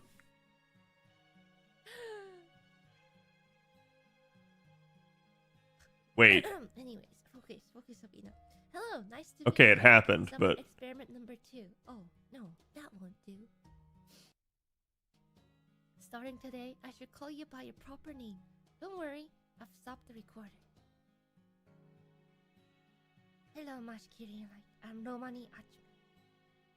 I should probably instead just kill and not use anyone's MP and try to tank this. That was The good news is everybody on my backline has their NP, including Chen Gong. The bad news is Chen Gong has his NP. My words and actions. Like, Chen Gong is the worst unit I could have on the backline for this. Because she's an alter ego, and basically if I had, like, any knight class, it would have just been better. The reasoning was that it was sufficient to speak through the glass. It's an ARPG best described in the middle of D4 and PoE for complexity. Yeah, I'm gonna tell you I just, like, don't have time for that. So that's probably a no-go in my book. But I'm quite an amateur. I can't have a proper conversation unless I talk to people directly like this. I think the problem here is if Bizette gets nuked. To tell me what you think or feel. I want you to tell me all kinds of things. Communication is the best way to achieve mutual understanding. That did its thing. Have far more information and feel someone else's warmth, right? Is that right? Turnabout is fair play, bitch. Indeed, more information. Okay. Than through glass. The manner in which someone speaks, their gaze, temperature, scent, mannerisms, all things I've never experienced before. Chen Gong has his NP, yep. For the first time, on. So I'm doing the double stacking here just to help Bazette because I'm gonna take one of the stacks. Hello, and nice to meet you, Dr. Romani. Oh, about that. I don't like the name Romani, see? And the name Archman is a bit pretentious. I'd like you to call me Roman. Roman. Dr. Roman. There we go. Good, huh? Oh God! Finally! I know the Holy Roman shit! stands for romanticism. Holy Here's the shit! book That was Romani. just way worse than that needed to be. Subjectively. Part player error, part like, God, that was just an annoying fight to take Bazette to. I did not remember it being that bad, but maybe I just set it up better the first time. It is the philosophy of imagining. Oh, yeah, I made that way harder on myself. One's own life. Unlike my allotted period of activation, which is a detailed and efficient schedule. Perhaps the Party whole Dime Redeem activation goes here, but still broken. I know. I'm sorry, man. I gotta find the time to fix this stuff. Maybe this weekend if I can remember. You sound like a senpai character from a Japanese comic. Yeah, because that's open, so I don't know why it's not That should working. be okay. You've been in Chaldean Yeah, a lot we've longer got than I Ina have, on, so that will make you the senpai. Mashu. but like I said, all she's doing is reading, and I don't know if you guys want to like read along with her. Like a little bit, I was hoping that she was maybe gonna like go the no spoiler route and just go like the path of like, I don't know, like just doing the fights or something and skipping, but I don't know. So I'm not sure how much I care about this in that regard. Like it's nice basically to see all of this, but I don't know that I care, right? Like it's just, to me at this point, this is another streamer just going through the story. And while it can be interesting to see that, especially if it's a first time player, I don't know how interesting it's going to be to see a veteran go through the story again, right? I reject my place as She's doing boring stuff. Like literally. Like I'm not really surprised, I guess. But like, I don't know. I wish that they had put an emphasis on like experience the story for yourself. You're just gonna watch Ina do some of the fights. But I also get that they kind of want to expose people to the story and get them hooked on it. So I think that's kind of their method of this going. This does nothing for the game. Honestly, I kind of agree, because even if it does get them hooked, I don't see how it really could. It's so deep into the story already at this point, like you kind of need to know who some of these people are, and I feel like it's just going to be a bunch of FGO fans reacting to FGO at that point. So, yeah, in a weird way, chat. Honestly, it's already 10:30. I may just end it here. So, if you guys want the link to Ina's stream, here it is. But I think I'll take the extra half hour and see what I can do for myself. So. Ina watching the Camelot movie? Yep. No problem. Let me see who all's on. Well, I can send you guys over to.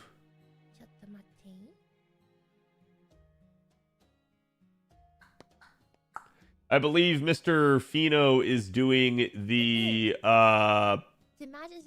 Gil DLC. So if you guys were curious, again, like I said, I don't know when I'll get the time to play it, but send you guys over Fino's way. Once again, nice to meet you, Mash. Mash? But again, thank you guys for hanging out today. Like I said, sorry that the CQs took so long. Sorry we didn't get to Infinite Wealth, and I was hoping the Ina stream was going to be more entertaining, but sadly it's not. So. But again, hope you guys have a good one. I will be back tomorrow, question mark. Probably some variety. I got to work tomorrow, so that's why I say question mark, because I have no idea. And then potentially no stream Sunday, so we'll see you guys Monday if I don't see you guys on the weekend. Have a good one. Go give Fino my love. Good night. A few more.